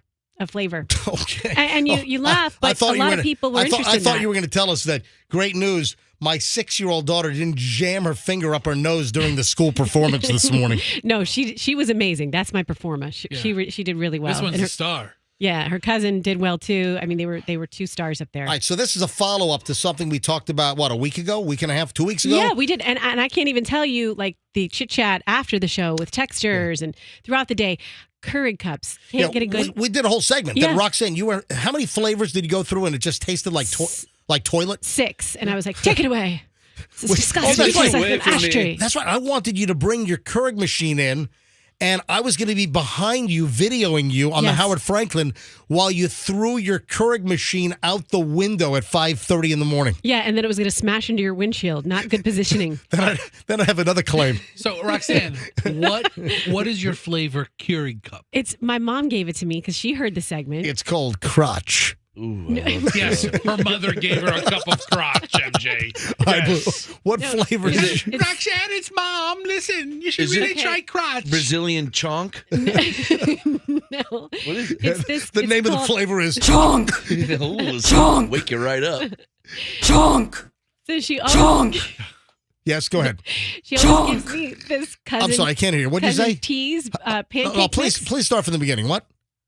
Cousin teas. Are you going to chonk me? No. Are you going to chonk me? I just We're done with the chunks. All right, go I'm ahead. sorry, Go ahead. Roxanne. We're sorry. What so is it? She gives me these cousin teas pancake mix, which is really good. And Whoa, so whoa, she's whoa, like, whoa, whoa, whoa, cousin whoa, whoa, teas. stop. Cousin T, like Mr. T? Yeah, it's Or not Mr. T. Mrs. T's pierogies? Yes, No. it's the letter T. So there's a product There you called go. Cousin T's pancake mix. Okay, Yes. I see the box now. Is it Yeah. available like at Walmart? I don't know. Where is it available? She gets it for me online. It's always in my stocking, and she said they make a Keurig cup, and sure enough, this is my soulmate Keurig cup, cousin So T, now you right like here. it. Yeah. Wow. I think I'm not going to start rumors, but they might put cocaine in it because I feel really, really wound up today. But it could be the extra hour of sleep I got. MJ Morning Show, your caller 54. Are you serious? I swear, you're one away. That's so wrong. I'm sorry, you're 54, so no Sammy Hagar, but thank you for try again tomorrow morning, okay? Thank you, sir. Thank you, ma'am. I love that. Let's go. Next line is 55. Good morning. Who's this? Doug? Doug, your caller 55. All right. All right. All right. All right, both of you. So, Doug, do you know last hour's winner's first name? It is Wilfredo. Yes, it is. All right. And you got it. You got yourself a brand new tablet. You got a Microsoft Surface Pro. This is a Model 8. This is the exact unit that I use every day. I love this thanks to, Don the IT guy. Don the IT guy got all 40 of these tablets from the Microsoft distributor that he deals with. So he helped procure these. And, of course, you owe a big thank you to Two College Brothers Moving and Storage, our official sponsor of Tablet Tag, Doug. That's great. So, Doug, where are you calling from? Calling from Riverview. Fantastic. Well, Doug, you've got the latest tablet, the last one here on Thursday. And, of course, Doug, people need to know your first name for tomorrow morning in the 6 a.m. hour. So, folks, come on back. 6 a.m. tomorrow. We'll tell you when to call in. And I always say that, man, you really ought to be listening in the 6 because just inherently that early, there are fewer listeners than 7, 8, and 9 o'clock hours. So maybe your chances are greater. So, Doug, people need to know your name for 6 a.m. tomorrow. Doug, congratulations. Andrew's going to pick up the phone, give you all the information. Perfect. Thank you very much. All right, Doug, I hope you listen to us every day and you're not just the Johnny-come-lately for the contest. No, listen to you every morning on iHeartRadio. Oh, awesome. Thank you. I appreciate it, man. Thank you, guys. All right. And, of course, you can listen to us on any of the apps. And, I started a while ago Operation MJ9. Operation MJ9 is to make sure you listen to the MJ Morning Show here in the 9 o'clock hour because we do a lot of great content in the 9. And people, we're at work already. And figure out a way to listen. And it sounds like that's what Doug is doing. So you can download the iHeart app. You can download the Odyssey, AUDACY app, the MyQ105 app. and you just search for Q105 Tampa Bay, and you can listen to us on your phone anywhere, any place. It's a radio. Your phone's a radio. Just get the app. Simple as that. Or at work, if you have a desktop or a laptop, you can, listen on your phone or listen on your computer. Just go to mjmorningshow.com, and then the upper right-hand corner is a big red button. You can't miss it. Looks like, it's like as red as Bill Clinton's nose. And it's a rosacea button. All right, so you just you click on that thing, and you can listen live on your computer. Simple as that. It's like a digital drinker's nose. Yeah, or Alexa. It's all rosed up good. All right, so folks, thanks so much. I appreciate you listening. Anything else before we get out of here today? Thank you for joining us, Rox. Yeah, I feel like I contributed a lot today. Yeah. Roxanne literally here for 10 minutes of the show. But I had some good contributions. I was texting you while you were And doing you were your other angry segments. at me. You were pissed at me yesterday. He was very concerned. Roxanne, I just said to you, don't bother coming in. Did you get my love letter? Is that why you knew I was mad? No, well, Yeah. You started my friend Todd. like a Dear John letter. Yeah. Weird way to start a listen, letter. you took it the wrong way. I just said don't bother coming in. Why? Because you showed up in the last 10 minutes of the show. You shouldn't have bothered coming in. Well, we got middays coming up, so stick around. Oh, that's true. How long does it take you to track that? Be out of here in what? Should be out Out of here in 20 minutes? All right. All right. Folks, we'll see you back here tomorrow. Folks, have a fantastic day, and we'll see you back here tomorrow on the MJ Morning Show on Q105, and let's be careful out there.